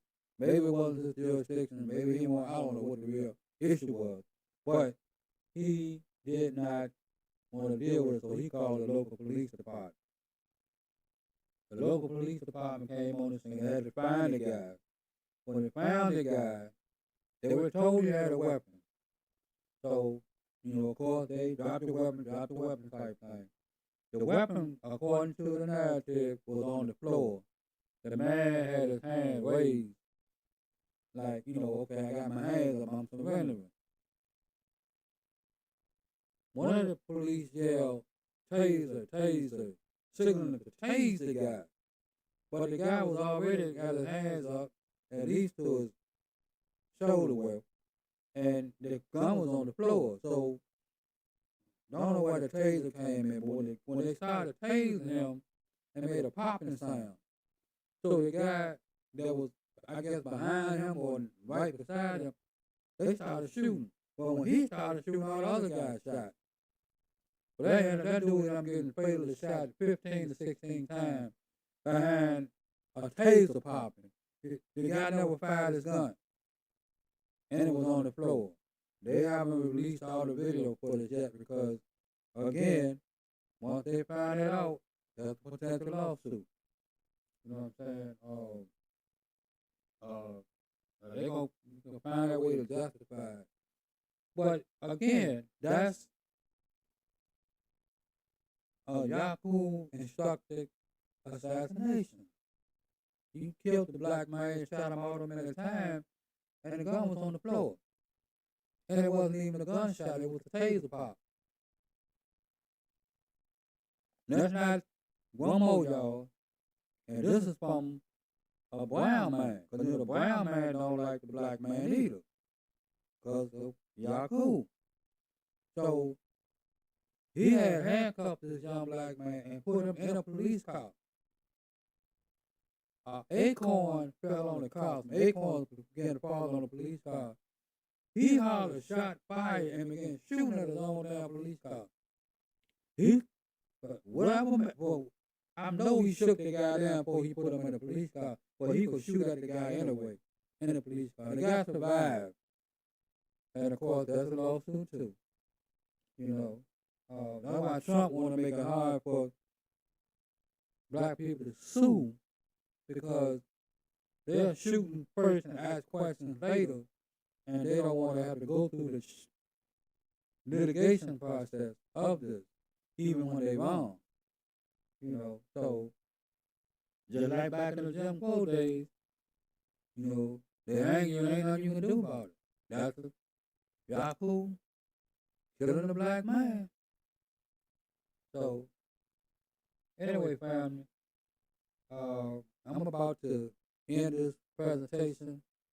Thank any of you who was on here with me. If not, you know how we do it. I'll see y'all on the other side. I want to do a part 3 to this, and I also want to do a video on Shador Sanders. I have to edit this one first and post it, see how it sounds. So far, my sound is pretty good, and my streaming is not bad.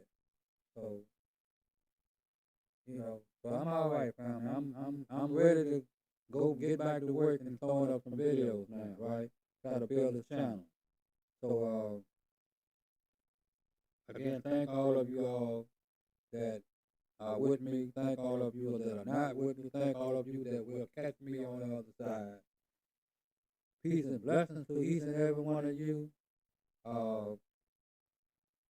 Just take care of each other, family, because we all we got. With that being said, family, peace, blessing, and love. I see y'all on the next episode of another fine J-Poppin' TV presentation. And we're going to have a little bit of opinionated commentating with a little bit of facts and fun. And we're going to do it all with you in mind for your entertaining and listening pleasure. Hope you learned something, folks. That's what Fat Apple used to say. Before it's all done, you might learn something. All right, family. I'm out of here. Enjoy the rest of y'all evening. Peace and blessings.